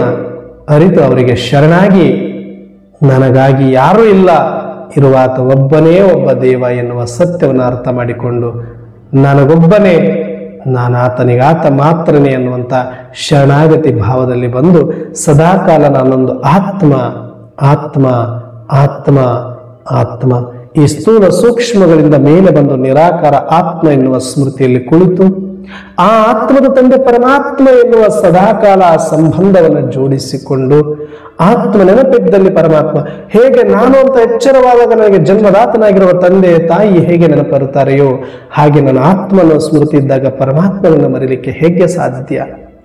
ಯಾರು ಪರಮಾತ್ಮನನ್ನ ಮರಿತಾರೆ ಅಂದ್ರೆ ಯಾರು ತನ್ನ ಆತ್ಮದ ಸ್ಮೃತಿಯಿಂದ ವಿಸ್ಮೃತಿಯಲ್ಲಿ ಇರ್ತಾನೆ ಆತ ಮರಿತಾನೆ. ಮರೆತು ಭಕ್ತರು ಕೂಡ ಭಗವಂತನನ್ನು ನೆನಪು ಮಾಡ್ತಾರೆ. ಆದ್ರೆ ಅದು ಭಕ್ತಿ, ನಿಜವಾದ ಜ್ಞಾನ ಮತ್ತು ಡೈರೆಕ್ಟ್ ಸಂಬಂಧವನ್ನು ನಾವು ರೂಪಿಸಿಕೊಳ್ಳೋದಾದ್ರೆ ನನ್ನ ಆತ್ಮ ಮಗು ಪರಮಾತ್ಮ ತಂದೆ ಅನ್ನುವ ತಂದೆ ಮಕ್ಕಳ ಸಂಬಂಧದಲ್ಲಿ ಇದ್ದಾಗ ಮಾತ್ರ ಅದು ಕಂಬೈನ್ಡ್ ಸ್ವರೂಪದಲ್ಲಿ ಇಟ್ಟುಕೊಂಡು ನಾನು ಯಾರಿಗೂ ಎದುರುವ ಅವಶ್ಯಕತೆ ಇಲ್ಲ, ಯಾರನ್ನು ಆಧಾರವಾಗಿ ಇಟ್ಟುಕೊಳ್ಳುವ ಅವಶ್ಯಕತೆ ಇಲ್ಲ, ಯಾರನ್ನು ಜೊತೆ ಇಟ್ಟುಕೊಳ್ಳುವ ಅವಶ್ಯಕತೆ ಇಲ್ಲ. ನಾನು ಸೇವಾರ್ಥವಾಗಿ ಪರಿವಾರದಲ್ಲಿರ್ಬೋದು, ಸೇವಾರ್ಥವಾಗಿ ಕುಟುಂಬದಲ್ಲಿರ್ಬೋದು, ಸೇವಾರ್ಥವಾಗಿ ಪಾತ್ರ ಅಭಿನಯ ಮಾಡಲಿಕ್ಕೆ ಸಂಸಾರದಲ್ಲಿರಬಹುದು, ಅಥವಾ ಅನೇಕರ ಸಹಯೋಗವನ್ನ, ಅದು ಶರೀರ, ಅದು ಸಂಬಂಧ, ಅದು ಸಂಪತ್ತು, ಅದು ಪೋಸ್ಟ್ ಪೊಸಿಷನ್, ಅದು ಸೇವಾ ಕೇಂದ್ರ, ಅದು ಪರಿವಾರ, ಯಾವುದಾದ್ರೂ ಲೌಕಿಕ ಅಲೌಕಿಕ ಪರಿವಾರವೇ ಆಗಿರಬಹುದು. ಆದರೆ ಅದು ಸೇವಾರ್ಥಕ್ಕಾಗಿ ನಾನು ಅವರ ಜೊತೆ ಇರುತ್ತೇನೆ ಹೊರತಾಗಿ ನನ್ನ ಅಟೂಟ ಸಂಬಂಧ ಇರುವಂಥದ್ದು ಒಬ್ಬ ಪರಮಾತ್ಮನ ಜೊತೆ ಮಾತ್ರ ಅನ್ನುವಂಥ ಸತ್ಯವನ್ನು ಅರ್ಥ ಮಾಡಿಕೊಂಡಿರುವ ಆತ ಮಾತ್ರ ಕಂಬೈನ್ಡ್ ಸ್ವರೂಪದಲ್ಲಿ ಇರಲಿಕ್ಕೆ ಸಾಧ್ಯ ಇದೆ. ಈ ಸತ್ಯಗಳನ್ನು ನಾವು ಅರ್ಥ ಮಾಡಿಕೊಂಡು ಅನೇಕರಿಗೂ ಅರ್ಥ ಮಾಡಿಸುವ ಜವಾಬ್ದಾರಿ ನಮ್ಮ ಮೇಲಿದೆ. ಇದನ್ನೇ ಅರ್ಥ ಮಾಡಿಕೊಳ್ಳಿ. ನಾನಾತ್ಮ ನನ್ನ ತಂದೆ ಪರಮಾತ್ಮ ಎನ್ನುವಂತಹ ಸತ್ಯ ಸಂಬಂಧದಲ್ಲಿದ್ದು ಸದಾ ಕಂಬೈನ್ಡ್ ರೂಪದಲ್ಲಿ ಜೊತೆ ಇಟ್ಟುಕೊಳ್ಳಿ. ಆಗ ಸಕ್ಸಸ್ ಸಕ್ಸಸ್ ಸಕ್ಸಸ್. ಎಲ್ಲಿ ಹೋದ್ರೂ ಕೂಡ ನಿಮಗೆ ಫೇಲ್ಯೂರ್ ಆಗೋದಿಲ್ಲ, ಮೋಸ ಆಗೋದಿಲ್ಲ, ವಂಚನೆ ಆಗೋದಿಲ್ಲ. ಬರೀ ಪಾತ್ರದಲ್ಲಿ ಆ ಥರ ಪಾತ್ರಗಳಿದ್ರೂ ಕೂಡ ಅದರಿಂದ ಯಾವ ಪ್ರಭಾವವೂ ನಿಮಗೆ ಬೀರೋದಿಲ್ಲ. ಯಾಕೆ ಅಂದ್ರೆ ನಿಮಗೆ ಸದಾ ಸಂಬಂಧ ತ್ರಿಕಾಲದರ್ಶಿಯಾಗಿರ್ತಾರೆ, ತ್ರಿನೇತ್ರಿಯಾಗಿರ್ತಾರೆ. ನೋಡಿ, ನೀವು ಯಾವುದೋ ಒಂದು ಅಂಗಡಿಗೆ ಪರ್ಚೇಸ್ ಮಾಡಬೇಕು, ಅದು ನಿಮಗೆ ಗೊತ್ತಿರೋ ಅಂಗಡಿಗೆ, ನಿಮಗೆ ಗೊತ್ತಿರೋ ಊರಲ್ಲೇ ಹೋದ್ರೂ ಕೂಡ ಒಬ್ಬರಿಗಿಂತ ಇಬ್ಬರು ಲೇಸು ಅಂತ. ಒಂದು ಬಸ್ಸಲ್ಲಿ ಹೋಗಬೇಕು ಅಂದ್ರೂ ಕೂಡ ಅಲ್ಲಿ ನೂರಾರು ಜನ ಇದ್ರು ಕೂಡ ನಮಗೊಬ್ಬರು ಪರಿಚಯದವ್ರು ಇರಬೇಕು ಅಂತ ಒಬ್ಬರನ್ನ ಜೊತೆ ಮಾಡ್ಕೊಂಡು ಹೋಗ್ತೀವಿ. ಒಂದು ಅಂಗಡಿಗೆ ಏನಾದರೂ ಖರೀದಿ ಮಾಡಬೇಕು ಅಂದ್ರೆ ಒಬ್ಬರು ಜೊತೆ ಮಾಡ್ಕೊಂಡು ಹೋಗ್ತೀವಿ. ಒಂದು ಬಂಗಾರ ತರಬೇಕು, ಒಂದು ಬಟ್ಟೆ ತರಬೇಕು, ಒಂದು ಏನೋ ಒಂದಷ್ಟು ಸಂತೆಗೆ ಹೋಗ್ಬೇಕು, ಒಂದು ಬಸ್ಸಲ್ಲಿ ಪ್ರಯಾಣ ಮಾಡಬೇಕು, ಒಂದು ಟ್ರೈನಲ್ಲಿ ಪ್ರಯಾಣ ಮಾಡಬೇಕು ಅಂದ್ರೂ ಕೂಡ, ಒಂದು ದೇವಸ್ಥಾನಕ್ಕೆ ಹೋಗ್ಬೇಕು ಅಂದ್ರೂ ಕೂಡ ಒಬ್ಬರನ್ನ ಜೊತೆಲಿ ಇಟ್ಕೊಂಡು ಹೋದ್ರೆ ಒಳ್ಳೇದು. ಯಾಕೆ? ಅವರು ನೂರಾರು ಜನ ಇರ್ತಾರೆ. ಇವರೇನ್ ನಿಮ್ಮನ್ನು ಹೊತ್ಕೊಂಡು ಹೋಗಲ್ಲ, ಇವರೇನ್ ನಿಮ್ ಟಿಕೆಟ್ ತೆಗಿಸಲ್ಲ, ಇವರೇನ್ ನಿಮ್ಮನ್ನು ಸದಾಕಾಲ ಸೆಕ್ಯೂರಿಟಿ ಗಾರ್ಡ್ ತರ ಕಾಯೋದಿಲ್ಲ. ಆದ್ರೂ ಇವರೇ ನಿಮ್ಗೆ ಮೋಸ ಮಾಡೋರು ಇರ್ತಾರೆ ನಿಮ್ಮ ಸಂಬಂಧದಲ್ಲಿ. ಆದ್ರೂ ಒಬ್ರು ಇರ್ಲಿ ಜೊತೆಗೆ ಅಂತ ಆ ಭಯದಿಂದ ನಿರ್ಭಯದ ಕಡೆಗೆ ಕರ್ಕೊಂಡು ಹೋಗುತ್ತೆ. ಬರೀ ಒಬ್ಬರ ಜೊತೆಗಿದ್ರೆ ಅನ್ನೋದಾದ್ರೆ, ಇಂತಹ ಸರ್ವಶಕ್ತಿವಂತ, ಇಂತಹ ಪರಮಪಿತ ಪರಮಾತ್ಮ ನಮಗೋಸ್ಕರ ಬಂದಿರುವ ದಯಾಸಾಗರ, ಪ್ರೇಮಸಾಗರ, ಕರುಣಾಸಾಗರ, ಕೃಪಾಸಾಗರ ಬಂದಿರುವಾಗ ನಾವು ಆತನನ್ನ ಜೊತೆಯಲ್ಲಿ ಇಟ್ಕೊಂಡು ಹೋದ್ರೆ ಇನ್ಯಾರ ಅವಶ್ಯಕತೆ ಇಲ್ಲ ನಮಗೆ. ಮೇರಾ ಸಾಥ್ ಏಕ ಹೈ. ಅದಕ್ಕೆ ಬಾಬರವರು ಹೇಳ್ತಾರೆ, ಮೈ ಹೂನಾ, ನಾನ್ ನಿನ್ ಜೊತೆ ಇದ್ದೀನಿ. ಯಾರು ನಿನ್ ಸಹಯೋಗಕ್ಕೆ ಬಂದಿಲ್ವಾ, ನಾನಿದ್ದೀನಿ. ಯಾರು ನಿನ್ ಜೊತೆ ಇಲ್ವಾ, ನಿನ್ ಹೆದರೋ ಅವಶ್ಯಕತೆ ಇಲ್ಲ. ನಾನ್ ನಿನ್ ಜೊತೆ ಇರ್ತೀನಿ 24/7 ವಿತೌಟ್ ಪೇಮೆಂಟ್, ವಿತೌಟ್ ರೆಸ್ಟ್ ನಿನ್ನನ್ನು ಪ್ರೊಟೆಕ್ಟ್ ಮಾಡ್ತೀನಿ. ಬೆಲೆ ಪಾತ್ರದಲ್ಲಿ ಪರಿಸ್ಥಿತಿಗಳು ಬರ್ತವೆ, ಅನೇಕ ತೊಂದರೆಗಳು ಬರ್ತವೆ, ಮೋಸ ಮಾಡೋರು ಬರ್ತಾರೆ, ಓಕೆ. ಆದ್ರೆ ಅದರ ಪ್ರಭಾವ ನಿನ್ನ ಮೇಲೆ ಬೀರಲಾರ್ದಂಗೆ, ನಿನ್ನ ಸ್ಮೃತಿ ಕೆಡಲಾರ್ದಂಗೆ, ನಿನ್ನ ಕಲ್ಯಾಣಕ್ಕೆ ಏನು ತೊಂದರೆ ಆಗ್ಲಾರ್ದಂಗೆ ನಾನು ನೋಡ್ಕೊಳ್ತೀನಿ. ನನ್ನನ್ನ ಜೊತೆ ಇಟ್ಕೋ, ನನ್ನನ್ನ ಜೊತೆ ಇಟ್ಕೋ. ಯೂಸ್ ಮೀ ಅಂತ ಒಂದು ಡಸ್ಟ್ ಬಿನ್ಗೆ ಬರಿತಾ ಇದೀವಿ ನಾವು ಇವತ್ತು. ಡಸ್ಟ್ ಬಿನ್ ಖಾಲಿಯಾಗಿರುತ್ತೆ, ತಿಂದು ತಿಂದು ಎಲ್ಲೋ ಪಾರ್ಕಲ್ಲಿ ಒಗಿತಾ ಇರ್ತೀವಿ. ಆದ್ರೆ ಅದು ಎಚ್ಚರಿಕೆ ಕೊಡಕ್ಕೆ ಯೂಸ್ ಮೀ ಅಂತ ಬರೆದಿರ್ತಾರೆ. ಅವಾಗ ನಮ್ಗೆ ತಟ್ ಅಂತ ನೆನಪಾಗ್ತದೆ, ಇದನ್ನು ಉಪಯೋಗಿಸ್ಬೇಕಲ್ಲ ಅಂತ. ಹಾಗೆ ಪರಮಾತ್ಮನ ಹೇಳ್ತಾರೆ, ಯೂಸ್ ಮೀ. ನಾನು ಬಂದಿದ್ದೀನಿ ನಿಮ್ಮ ಸೇವೆಗೋಸ್ಕರ, ನಿಮ್ಮ ಕಲ್ಯಾಣಕ್ಕಾಗಿ, ನಿಮ್ಮ ರಕ್ಷಕನಾಗಿ. ಆದ್ರೆ ನೀವು ಉಪಯೋಗಿಸ್ಕೊಳ್ಳಿ. ನನ್ನನ್ನು ನಂಬಿ, ನನ್ನನ್ನು ಕರೀರಿ. ಅದಕ್ಕೆ ನಂಬಿ ನೆಚ್ಚಿ ಕರೆದರೆ ಓ ಎನ್ನನೇ ಶಿವನು ಅಂತ ಬಸವಣ್ಣನವರು ಹೇಳ್ತಾರೆ. ಭಕ್ತರೇ ಅದನ್ನು ಅನುಭವ ಮಾಡಿದ್ದಾರೆ ಅಂದ ಮೇಲೆ ಇನ್ನು ಜ್ಞಾನಿಗಳಾಗಿ ನಾವು ನಿಶ್ಚಯಿಸಿ ಕರೆಯದೇ ಇದ್ರೆ ನಮಗೆಲ್ಲ ಅನುಭವ ಆಗ್ಲಿಕ್ಕೆ ಸಾಧ್ಯತೆ ಇದೆ. ಈ ಸತ್ಯಗಳನ್ನೆಲ್ಲ ಅರ್ಥ ಮಾಡಿಕೊಳ್ಳೋಣ.